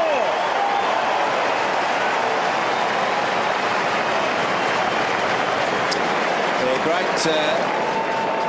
follow through of that kick. I like him a lot more from 50 than I do from 10 metres out directly in front. We saw him miss the first shot of the game with an absolute gimme. When he relaxes and kicks through it, he's actually got a much improved kicking action. There's Chris Scott, who's almost resigned to the fact it's not their night tonight, the Cats. Well, when we started tonight, he talked about this tall forward line and the worry that they may get on top. And 9-1 marks inside 50. Tells the story. The Cats can't find anything forward. Tippett's taken 5 of those, BT. Cameron Ling. Yeah, a bit of talk with Dane Rampy at the moment. The docs and the physio spending a lot of time with him. Left knee, heavily strapped. He's tried to jog up and down. In a little bit of trouble. They're deciding whether or not he'll go back on, but Harry Cunningham, the sub, doing a lot of warming up as well. Okay, so Cunningham preparing to come on, and why not? We are at the point where they often do at the 20-minute mark of the third quarter, and they are at this very moment 67 points in advance of the Cats as the stroking Melcheski with a beautiful footpath to third. Such a complete side, this Sydney outfit. They've got tough inside midfielders. They've got lightning quick outside runners. They've got such a solid defence. 50 metres. I think it's against Cam Guthrie here. Or is it Murdoch? Protected zone stuff, I think it was. Protected 5-metre area. This is going to bring big Tom Derricks into range to kick another goal. And this, to me, is the only area with a little bit of concern. I reckon he's improving out of sight. This big boy, big decker, but... Big Darrow, you don't like him? No, look, he's young. He was probably their 5th in line in the ruck, so suddenly he's been turbocharged up to number 1. They like to get Mike back, but I think we're looking at the best side of the competition at the moment here, City. For a 73-point lead, big Tommy Derricks nails the goal for his second. Yeah, nice finish to Tommy Derricks, and he's improving. He's been given this opportunity because of injury. He's making the most of it, and it's something that happens up here in Sydney a lot. They find players from other clubs and they get up here and they just seem to develop very, very quickly. I've heard about the culture, the Bloods culture up here that was developed years ago under Brett Kirk. When we talk about smart, selfless little things, you saw Ben McGlynn go past to the handball receive there, knew that he was actually covered by a Geelong player, just said to big Tommy Derricks, no, don't give me the handball, instead of calling for it in a silly spot and getting tackled. Just a really smart little thing there from McGlynn. Derricks ended up getting the 50 and kicking the goal, and the Swans have made the sub as well. Rampy off and Cunningham on. As McGlynn bursts out of the middle. Taylor doubles back. He'll want the boundary. His friend here left it inside the corridor. Gave him a chance. Blitzards recovers. Sharp handball. Bartel. Hall and Smith to Guthrie. Peels off at the last moment. Opportunity here for Buse to pump it out to Motlop in a one-on-one with Smith. Smith did well. Now Motlop looking for some Varco support. Never got it. Little hand in there from Laidler. Trying to keep it rolling. Didn't quite work for him. Stokes. Have a look at the Sydney players run for this. Yeah, they're just simply getting numbers to the contest, running harder. Canterbury composed even when tackled and swung, and the tackle still managed to get the handball off. Simpson did well for the big fella. Hall and Smith top one high from Lloyd. The loose players have been dropped at the moment at either end. Guthrie streaking through the middle of the ground, straightens, went for the little low bullet to Duncan. He couldn't pick it up. Now he spins out of the pack with a footy, immediately tackled. Lloyd's in there as well. He tries to extract. Nice nifty little hand from Blitzarves to get the ball out. So Geelong still just the one goal coming at the 15-minute mark of the second quarter. And other than that, she has been a no-goer in terms of goal. Hawkins might just change that, though, in the goal square. Andrew Mackie down behind the play. It was Ben McGlynn who, I think it was an accidental knee in the kidney area. And then McGlynn went over to actually help him up. Yeah, you just see that. It was a genuine knee accident. He was trying to leapfrog him. McGlynn went over to give him a hand up, and Mackie was too sore to get off the ground, so he's coming off, I think. First inside 50 here for Geelong for 16 minutes. Hawkins gave the ankle a little bit of a tweak when he took this mark as well. They'll line up to kick their just their second goal of the game. Tom Hawkins should kick the goal, and he does. And Geelong 67 down. He looks pretty sore, Andrew Mackie. Doctor's trying to convince him to go off the ground. He's taking a bit of convincing, but that's a ripping corky. Hopefully just that. Hopefully not ribs or some kidney damage, but he's not in a good way, Andrew Mackie.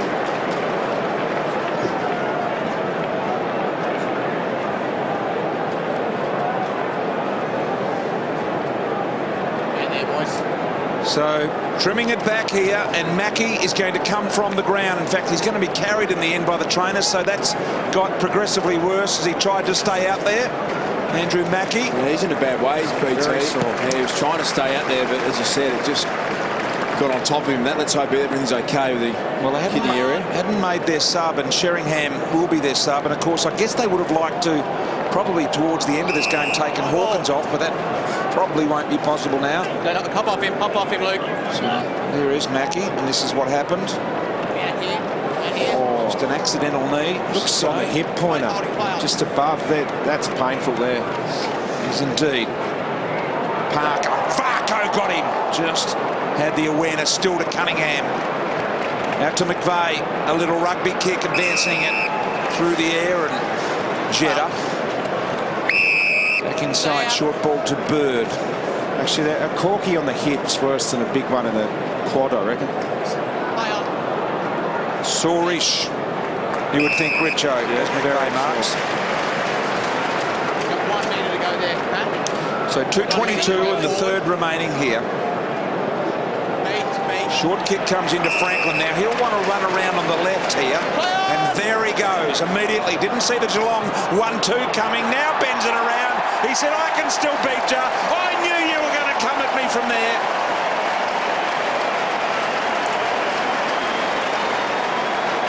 Yeah, nice goal to Buddy Franklin. It's getting a little bit too easy now. Their ball movement and marks inside 50. Franklin was always going to come around onto the left. Got himself a little bit too close, but sold a bit of candy and went around and did it easily in the end. He's had a pretty solid night, Buddy.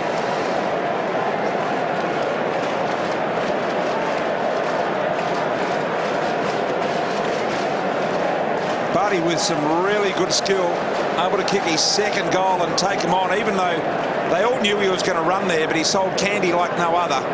Mackie still in trouble on the sidelines as well. Doctors very, very careful there, knowing what happened to Tom Lonergan, and they're checking that area. Let's hope it's more of a corky in the guts or in the hip point, as Richo said, than any other problem, but you can see they're really concerned about it. Yeah, it's a fairly rare thing, a kidney injury. The Giants co-captain, Phil Davis, I saw him tonight at the SCG. He had a pretty nasty one that's kept him out for the entire year. As you said, Tom Lonergan lost one a few years back. Grundy with an absolute one out of the barrel to Goods. And now Hanbury get back on the left. He thought about going for home, and then he saw Jetta out the corner of his eye. Buddy lurking. Taylor wrapped him up and pinned the ball to him. On the ball, no genuine attempt. You've got to try to get it out, mate. No, I mean, you've got to try to get it out. Play on.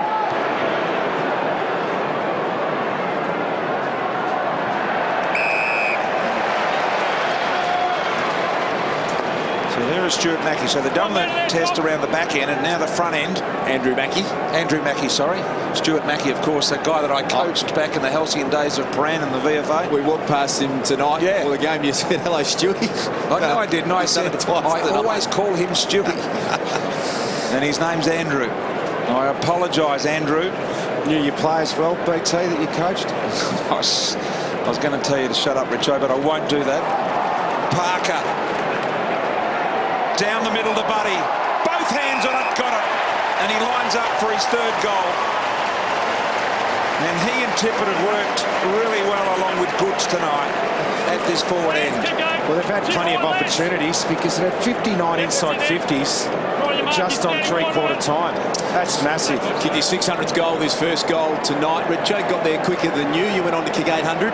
How many for Buddy? Well, How many's got in? He gets 900 plus. I reckon he'll nearly get to 1,000 if his body holds up. And you'd think he'll play deeper as his career goes on. Yeah. Amazing stuff. And that looks pretty damn good as well. He's got 3. It's worked magnificently tonight. And with those 3 big guys up there, it's amazing on a small ground that they've found the space to operate. Yeah, it is a comprehensive display. And the thing about Buddy's game in the last 3 weeks is I've really seen his marking come back, his contested marking. That's a contested mark there.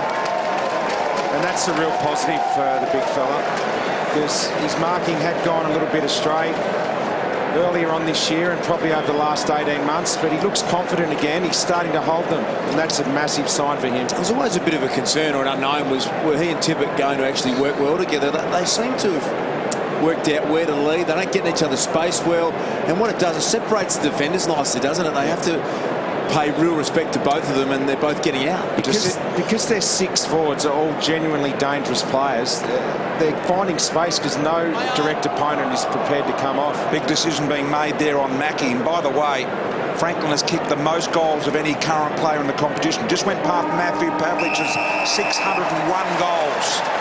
So a decision on Andrew Mackie the Cats will have to make here. And it'll be about preservation more than it'll be about winning, because Sydney lead at three-quarter time by a whopping 79 points as Sheringham gets ready to go.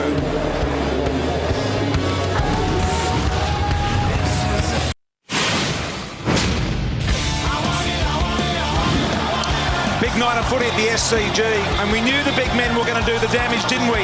And what about this for linking? A perfectly timed kick. Adam Goods, so much on his plate.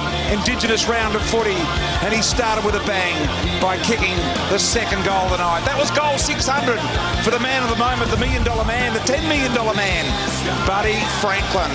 And then Bird, who's had an exceptional game, 26 touches so far to three-quarter time. Slots at tip. It's been really, really impressive throughout the night, having kicked 4 goals.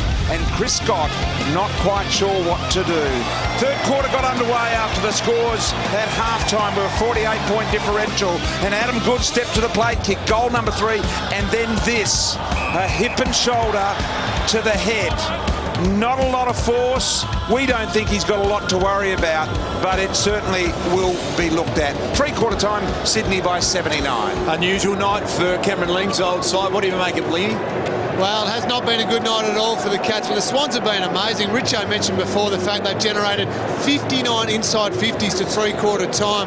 That's unbelievable. You go into a game, coaches would be aiming for about 55. They think confidently you can get 55 entries for a whole game, you win the game. 59 to three-quarter time is incredible. Great effort by the Swans up to this point. Just a quick one from Geelong. They have made the sub. Mackie off, Jackson Sheringham on. Okay, do you know what the problem was with Mackie there, Lingy? I think back is what I'm going with. I don't think it's kidneys. I was trying to signal to the Geelong doctors, but I believe it's his back that they're worried about more than the kidneys. He's up and moving okay, but I don't think they want to take any risks with him. Okay, so Andrew Mackie out of the game.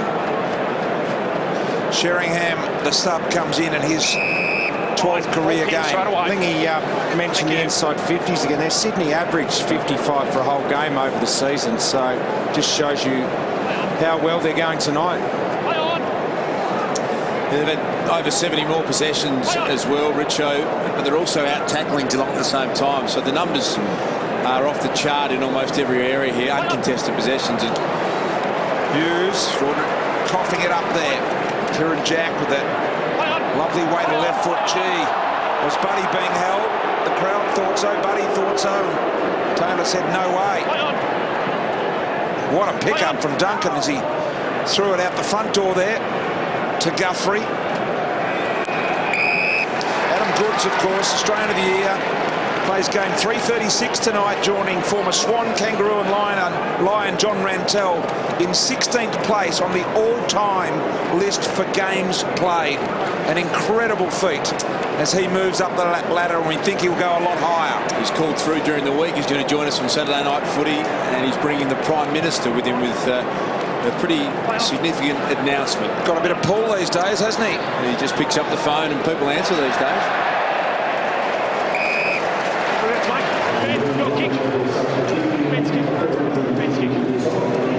Kick to Franklin was trying to claim the kick, but he won't get it. It'll go to McGlynn. Still, just pop this up to the top of the square, I reckon. Photographer moves his TV Week magazine there that he was reading. In the middle of all that, off hands. Over the back, Jack. Not quite. It's an Australian last year, Kieran Jack, and the first month when Sydney were just a little bit underdone and a bit flat, he was getting tagged out of the game sort of pretty consistently for the first month, but he's back in really good form, Jack. See this side now, and to think they were beaten in round 1 by 32 points by GWS is just mind-boggling. I think they were still thinking about the year before, perhaps. Hawkins pinned in the Richards tackle. Hawkins claiming the ball had spilled. Tom no longer has possession. Yes, they do. There's no weaknesses there at the moment in the Swans team. Teddy Richards limping away there from the contest. Keep an eye on that. McIntosh to Duncan. McGlynn, the little man in there. Blitzarves. Look at the red jumpers. Look at them. 5 of them escorting Reece Shaw down the ground. Now Buddy, wheel to the left. He is going to wind up. It was a deliberate ball to Tippett, who gets back and marks. No, he's dropped it. Big Tippo's dropped it. A chesty in the end, but Hanbury is able to mop up. Sydney celebrate with an 86-point lead.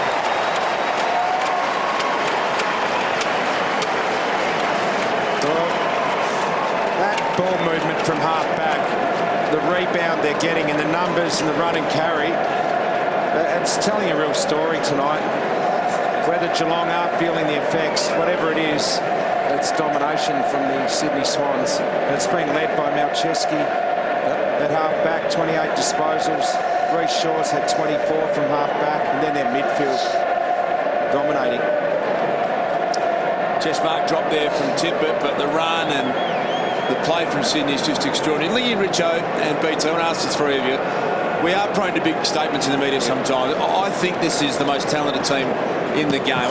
Hawthorn at their best, I don't think talent for talent are as good. I think they can go all the way. Is anyone more talented than this side? I think in terms of talent, when you look at guys like that, Buddy Franklin, I think in terms of talent and the potential, is probably Sydney. But for me, the side that's playing the best at the moment is Port. But in terms of talent, I think you're right. Sydney have got the best talent. We have a look at the live ladder tonight. Geelong have dropped a lot of percentage, over 12 percentage points so far tonight to drop below the Gold Coast. Sydney up into that second position, as you can see.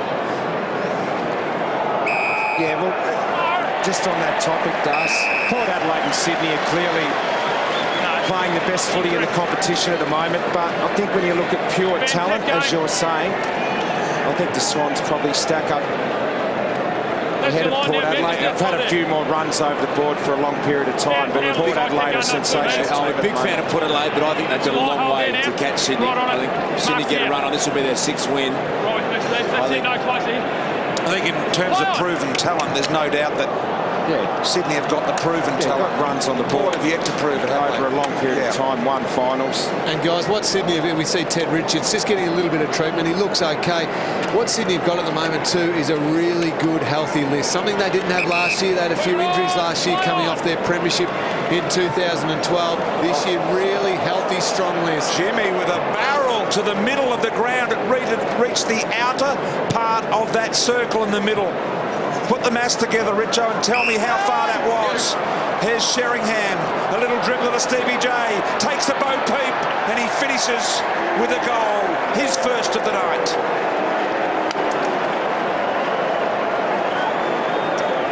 coast-to-coast goal. And the big one-step barrel from Jimmy Bartell. It's taken a while to see free score in Geelong, and it's taken a long while, 5 minutes into the last quarter. Been a tough night for the Cats in every sense. I think it's a bit of an aberration. Can't see them dwelling on this one for too long. Get back on track pretty soon. Now, Richo, the barrel here from James Bartell, edge of the square to the outer perimeter of the circle. How far? I think it's gone about 65 metres. What? It's got to be further than that, 40. Half of the circle is 25, 65, plus the bit in the middle. It's got to be 70, Richo. Yes, that's what I meant. 70. Yes. Just done 70. Do the maths, Richo. Come on. It's a rhetorical question, was it, please? Yeah. Tip it around the corner. The big fella. Bending, bending, bending. How long's the square again? It's 10 metres. No, the centre square. Oh, the centre's 50. It's 50. So you halve that, so it's 25. 40, 65, and there's about 2 metres. It's gone about 67. And there's 4 metres in there, but okay, I'll give it 2. Split you at 3. All right, don't look at me like that. Underrated the barrel. We need to I see don't know more. why we don't use it more. I love it. You got a laser in your mind to measure that, or Yeah, I did, and it's 67 metres. call you Spot on. laser brain? Yeah. Oh, now is that a knee? No, it's just a cramp. From Buse. He's had some run rolls tonight, young Jeb Buse, in his third game. He's trying to run with Dan Hanbury. It might be the best gut run in the competition, and he's just blown up in his third game, young Buse. Oh, brilliant hands there from Selwood to McIntosh. Caught behind Guthrie. Now Lloyd. Look at Shaw. Wanted to carry the footy. Stamped urgent to carry the footy he was. Reed.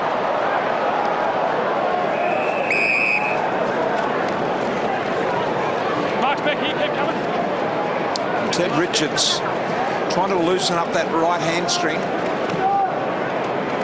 Be a risk putting him back out there now Hold there, hold the mark. with the potential to do any damage there. Keep it on. Appears to be none done at the moment, but certainly he is tight. Hanbury off hands. Bird keeps it alive down the line. Stokes got a mark, a difficult one. Lloyd wearing him like a glove. Hall and Smith fast hands. It was good out the back door to Rivers. Rivers too long in the air, that handball.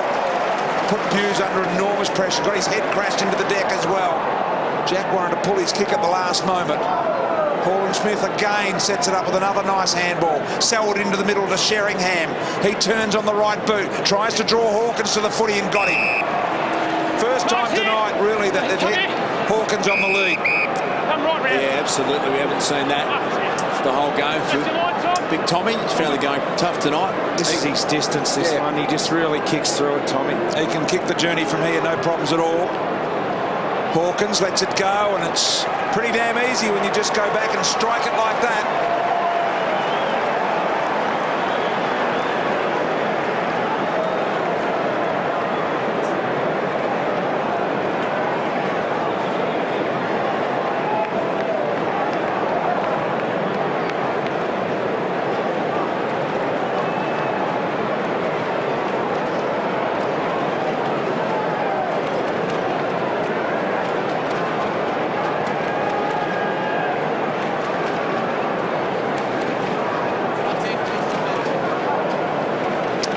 .76 points now. By the way, the biggest loss that Geelong have incurred since 2007 was 86 points to Collingwood in 2008, in fact. Yeah, the game was. That's their only loss over 50 points in that time.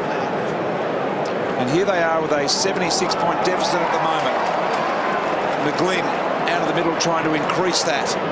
Lloyd, longish handball. Jack around on the left. Now he gets a really good look. Well balanced and bends it back, and it's out to 82 points.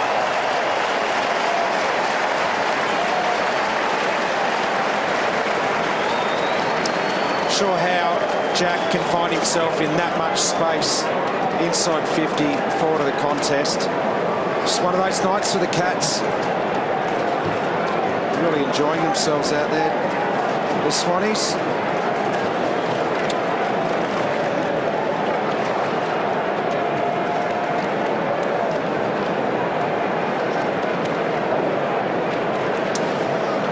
having a little glance down at the boundary line, and I have my own Lingy. Did someone just hand you a note of some description, Lingy? You got anything to report down there? Gee, you've got good eyesight, Dar. So I did get handed a little note, and it's not a phone number. I didn't get an old flame up here, really? No. It was a very polite suggestion that perhaps I go and put the playing kit on and go out there and have a kick. But I don't think Geelong's even that hard up at the moment.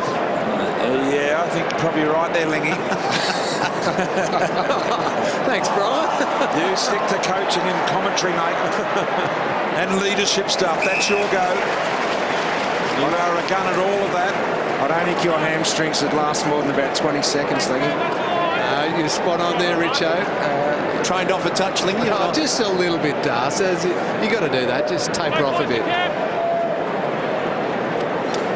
Not since 2006 have Geelong been beaten by 100 points or more. And I tell you what, at an 88-point differential at the moment, it's on the cards. They're enjoying their night here, the Sydney Swans fans. It's a beautiful Sydney night. Thursday night footy's come to town. Renovated SCG, 37,355 is a great result for this game. I think Rich on BT went with about 25, just 12,000 short. I've said 25 darts. Just a little bit off.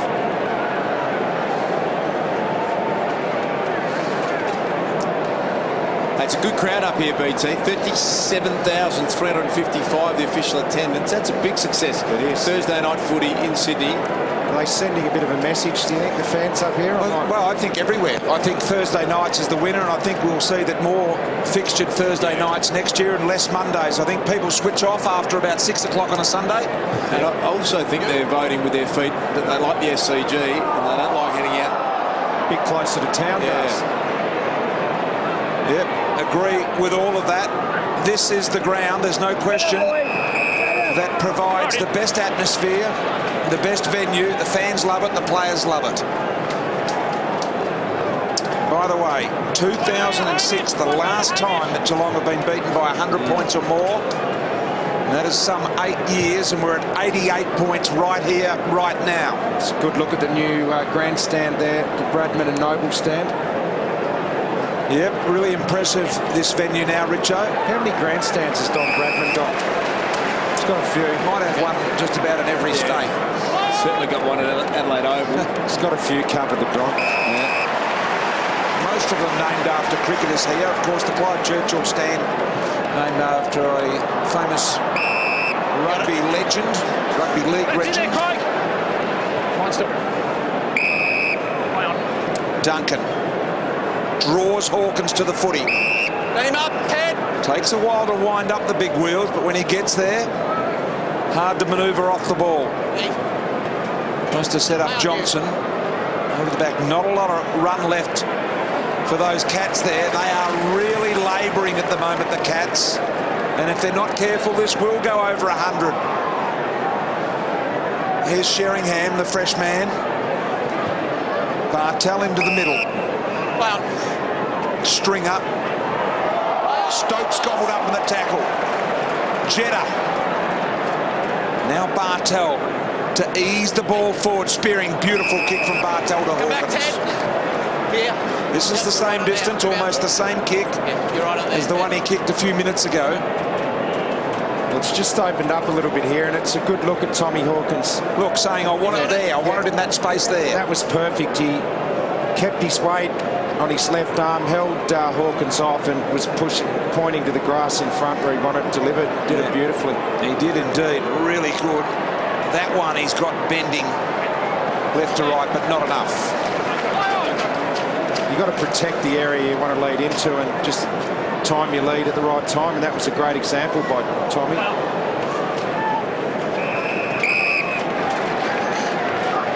That area there, right in front of the magnificent old ladies stand, just off to the left-hand side.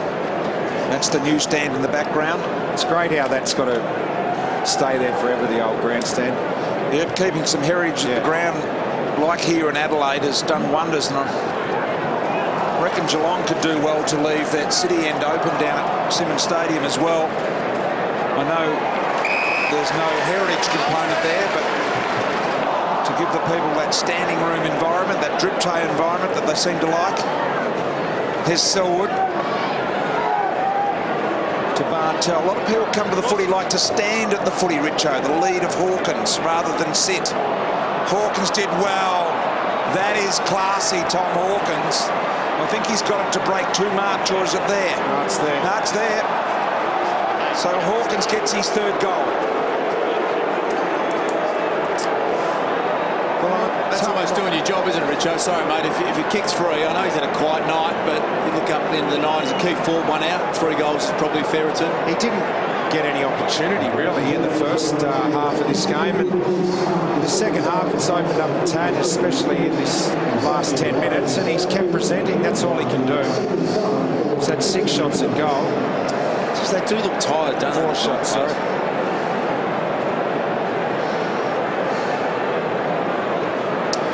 Well, there you see the vast crowd here really enjoying their Sydney Swans. 37,355. There's that magnificent members pavilion. Ladies stand just next to it. And a really, really good roll-up tonight. By the way, Geelong scored 19 points in this quarter. In the first three quarters, they could only put 16 points together. So they've done well here. There is that prolific bounce. Look at it. It took a minute to come down from umpire Matthew Nichols. He sent it up to the planet stars. No. He's a big bouncing machine. He is. Boy, oh boy, well, we did just see that. Now this. Jack. 87 points.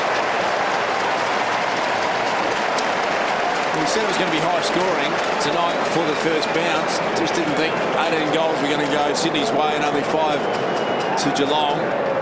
As Buddy works his way back. Bit of junk time action now, really, isn't it? There's a chance to just fill your boots up, though, isn't there? If you're a Sydney forward, you'd be thinking, all right, let's turn this into, 4 or 5 or 6 goals.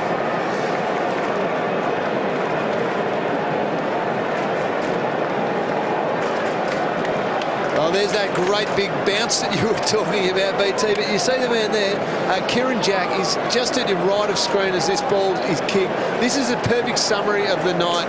The work rate from the Sydney players to work down. We don't see him finish off with a goal there, but we know he does it. The work rate from the middle part of the ground to get to the next contest and kick the goal. That's why Sydney have absolutely smashed Geelong tonight. Nice work, Lingy. I think we've found the new bouncer of the year. Matty James was the last guy. That was the big prolific bouncer. Here's Melcheski. Got a nice do. Richo, did you ever go with the scalpel look? Got Melcheski's. Yeah. Back one. No, I didn't. He had the ponytail there for a while, didn't he? That was an interesting... That was a good look, wasn't it, that one? Wearing the chinos tonight. Richo got to the hotel and forgot his pants. Well, they sent me Lee Matthews pants. Essentially, what, they come up to your knees? There's plenty of room in the quads. They look like the old 3/4 strides. Cross ground, Shaw. On to Laidler. And now Sydney go forward, but no one deep. They keep coming, though. Hannery puts it into a dangerous spot. Tippett, a deliberate socket to Buddy. Oh, it's World Cup style. Quite deliberate. Oh, they're loving playing together. Tippett and Franklin. 4 goals each tonight. They've kicked over the last 3 games since Tippett came into the team. 22 goals between them. They're combining beautifully, and that's a scary proposition going forward in this season for the rest of the competition, trying to man these 2 guys up.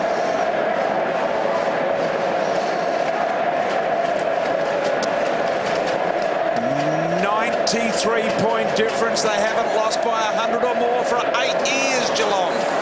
Well, staring down the barrel of that tonight. And you mentioned this combination, Richo. They just look like they suit each other's style of play. It's a bit of a dream forward line at the moment, isn't it, Sydney's? They've kicked 11 goals each in the last 3 weeks, 22 between them. They're becoming a real nightmare. Since Tippett's come into this team, it's just made Franklin such a better player. The triple pronger when you throw in this man here. The Australian of the year. Adam Goods on fire as well tonight. In terms of goals, he's done... Play on! really well, Goods. Derrick's the big fella around the corner. Here they go again. Who's under this? Here comes Tippett. He was late. Lloyd. Little one over the top. Now Hanbury does something for himself, and he's conjured that up beautifully. And guess what? 99 points.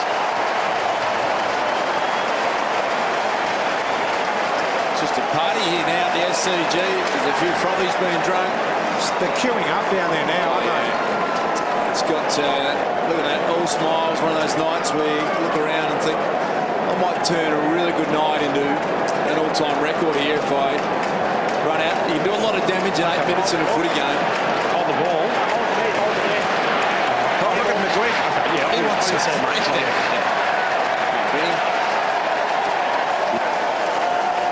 Oh, they're out to a 99-point lead. Will Geelong be beaten by 100 for the first time in 8 years? Hanbury's got a couple, and the bouncer of all bouncers. Here he goes, bang! Oh, he might get a second go at it. Recall that one, boys. You'll have to toss this one up. We're going to get 2 for 1. I don't like being critical, but it used to be my pet hate when you get one guy who bounces at 80 metres high and the next guy half his size, and you're just like... Well, you need consistency as a yeah, that's right. Maybe just pull it back just a half a notch. I know he thinks it's a great party. Oh, he's throwing it. Give it everything, Matthew. 99 points. This is turning into a mother of whoppings for the Cats. Here's Duncan. Handball off. Stevie J wouldn't often miss from there. So there's still 8 minutes to play. Lot of time. So far, it has been a 6 goal to 3 quarter. Into the middle. Towards the game. Looking for a runner. Gee, that kick was never on. Always going to be picked off. Varco, so just a little bit of showboating there. Stokes to Big McIntosh. Hey, Teeth.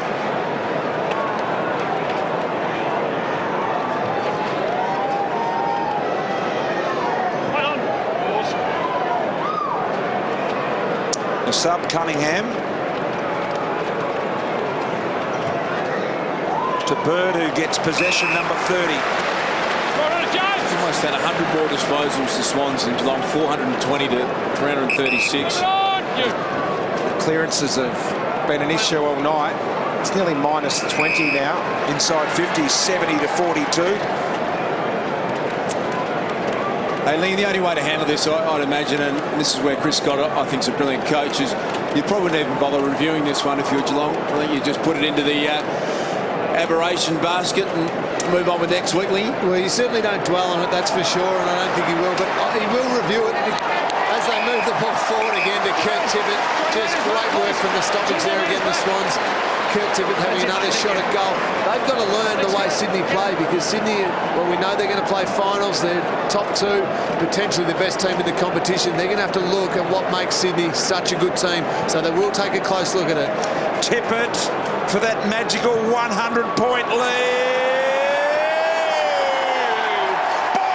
Boy, they lead by 104.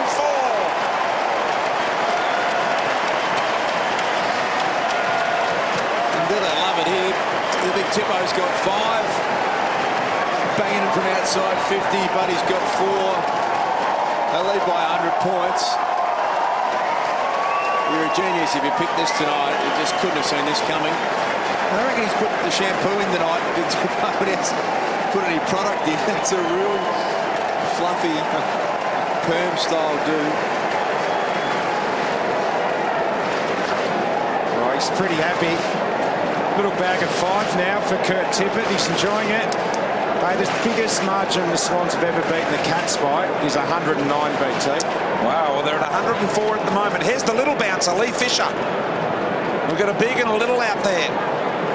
This is a whopping of all whoppings.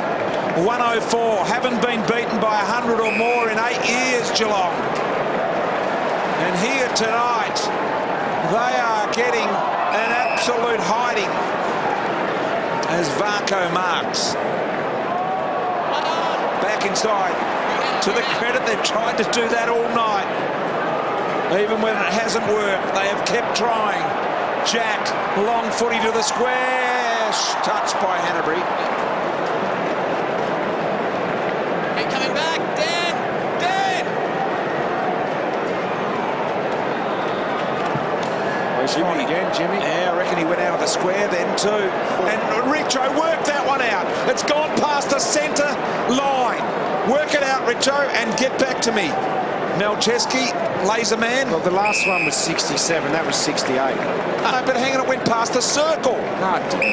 Yes, it did. Bartell's just amusing himself tonight. He's just decided, well, to smashing. I might as well practice my torps. He's hitting him well too. Richo, it's gone past the centre circle. What about the old myth, Richo, that the Sydney 50 is not actually a 50? Well, I don't think it is. Well, I've measured it. I have actually been out there with a tape measure. You have? And yeah, I have. It's in your spare time. Give us a spell, Brian. And it was 50. I thought the same as you. Not tonight. I haven't done it in the last few years. They redraw the line. Okay, they might have moved it in a bit. Well, But explain why years ago the 50 used to run into centre half forward. well, there's been renovations here and they've found a couple of metres at each end. There's McGlynn. Buddy winds up on the left. Hanbury underneath. Stringer. So Sydney second on the ladder. Geelong plummet in the percentage area of the game as well. And next week the Cats will be playing at Etihad against the Blues. Then they've got St Kilda, Gold Coast and Essendon. And for the Sydney Swans, they have Gold Coast at Metricon next week, Port, Richmond and GWS. So their run of 6 wins may well end up at about 10. Jeddah, Goods.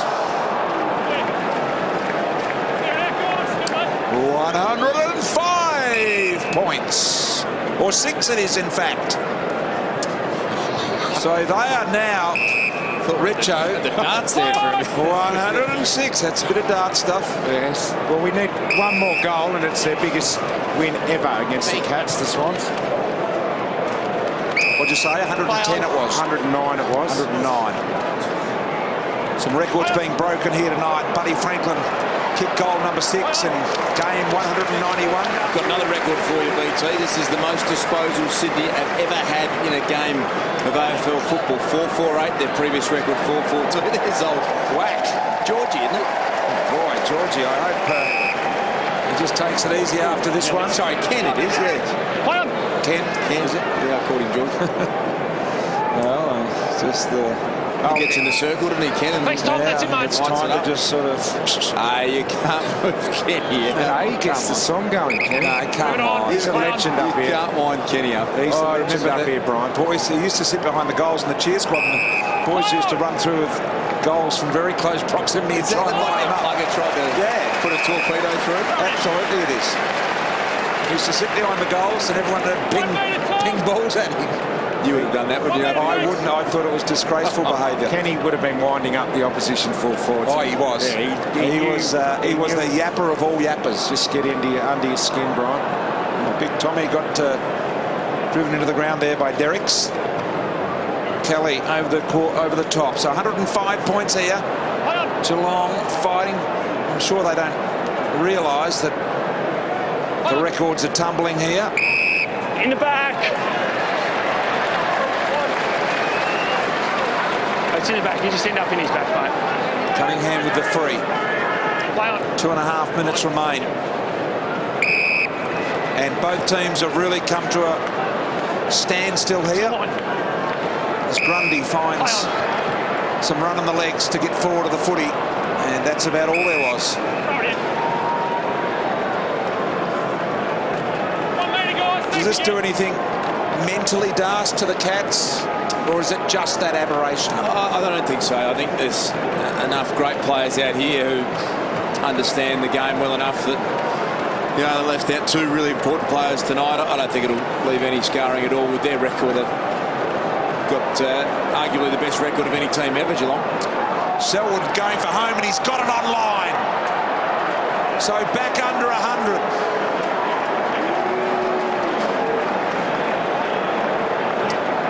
Joel Selwood, on a night where we really haven't spoken about him a lot, he still has 29 possessions, 6 tackles, kicks a goal. 14 of those contested possessions. So he knows no other way, Joel Selwood. But they have looked tired, Richo, tonight. They've all looked like they haven't had that real zing about them. I've got no doubt they're a little bit tired after 2 6-day breaks, and the Swans are pretty fresh.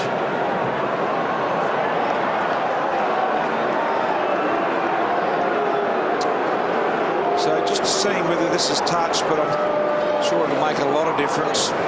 They're the hard ones to overrule, BT, aren't they? The touched ones. Yep. Is this an official score review? Is it really? Yep, absolutely. Official review, and it's going to be pretty hard to determine from there. It's too blurry to see whether a finger's gone back. Okay, here's a super slow-mo. Review complete. Oh, it got the finger. Touch behind. Yes. So they've called it back. Got the finger.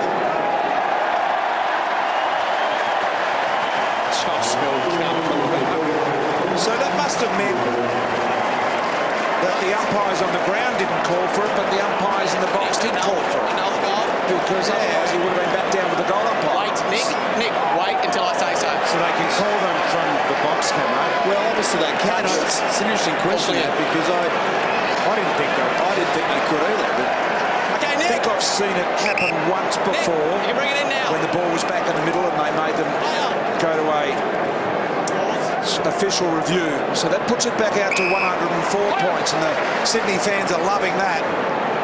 And here's Reid. Looking for Tippett on the lead. He was leading more to the centre of the ground there. still not sure I like that. I think that's probably the right decision, but it opens this whole... in a grand final, so much then is on our cameraman, who do a brilliant job, by the way, brilliant pickup to be able to go and zoom in on that. But to me, there's still that element of, you know what, if it was flicked and the umpire didn't see it. But imagine if the replay was played after the grand final had been run and won and you realised it was touched. Well, I think you live with that. I think you can't live with one that's banged into the post 3/4 of the way up. But now going back, going to a contest 60 metres away from the goal and saying, you know what, a fingernail was caught on it. But surely... What do we do on grand final today? Spend a minute and a half going back, trawling through tape 6 times. But surely in the end, the reason we've got that is to get the right decision. Yeah, I understand what you're saying, but I'm not sure our game's set up for it, you know. Is it officially called from the box, or did the umpire on the ground? And that is a very good question, Richard. I didn't know, and I may be naive, that the guy reviewing it up here has the right to call. We'll find that out after the game It's no genuine attention. and let you know. Good show, something, just. Keep it. Melcheski. I just had a tweet from a gentleman who said you should get a haircut like Nick Melcheski, BT. You'd look amazing with it. I would, Richo. I would like to see that. I walked around the streets of Sydney today Tom Derrick's on it. and I would not have looked out of place. That is for sure. Well, siren about to sound here in a monumental victory for the Sydney Swans. What a way to finish. What a way to finish. Oh, we're going to have a score review. Siren. I believe it's a goal. Let's not check that it's not touched. Okay. Score review. Umpire's call it's a goal. Please check if it was touched on the line. So if it's a goal, Richo, it'll be their greatest Margin ever against Geelong. It'll be 110. The record was 109. Well, they're not going to be able to overrule that, so we can... It'll be the greatest margin ever against the Cats. Review complete. Umpire's call. Umpire's call. All clear, mate.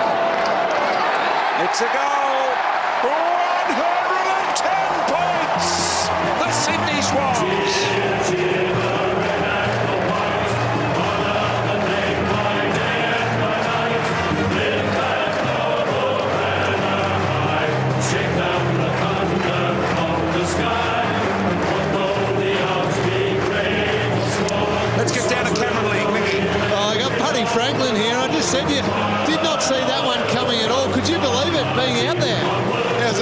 experience on it. They got only beat Geelong once in 10 outings, and it was an unbelievable win by the boys today. It was the first time we've probably put 4 quarters together this season, and to come away with a win like that against a quality opposition in Geelong is outstanding for our confidence.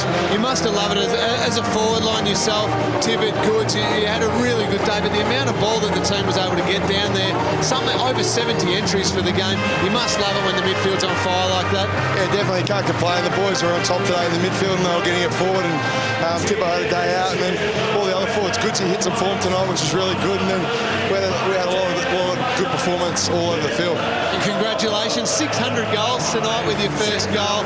Huge effort. I mean, do you pinch yourself sometimes? You're playing AFL footy, you kick 600 goals. You're still a young man. You might kick 1,000 one day, mate. Who knows, mate? I think it's something you'll look at when I finish my career, and not much I can say about it. Sensational effort, mate. Great work.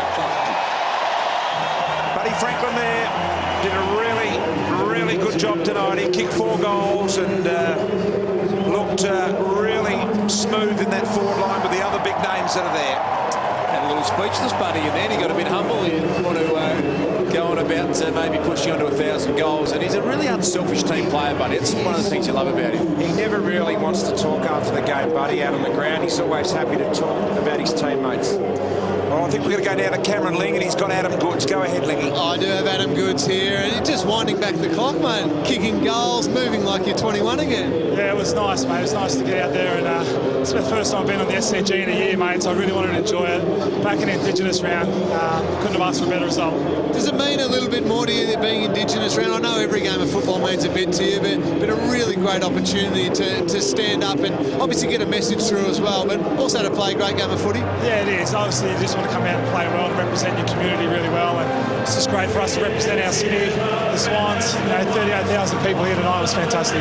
And you're joining us at Dreamtime at the G on Saturday night, and just bringing a guest along, just a lazy guest, the Prime Minister of Australia. That's what you do these days. Yeah, just draw a bit of a crowd, mate. No, look, I'm really looking forward to it. It's my first time down there for Dreamtime, and hopefully there might be a couple little announcements on the night. Sensational, mate. Go and enjoy the night. Well done.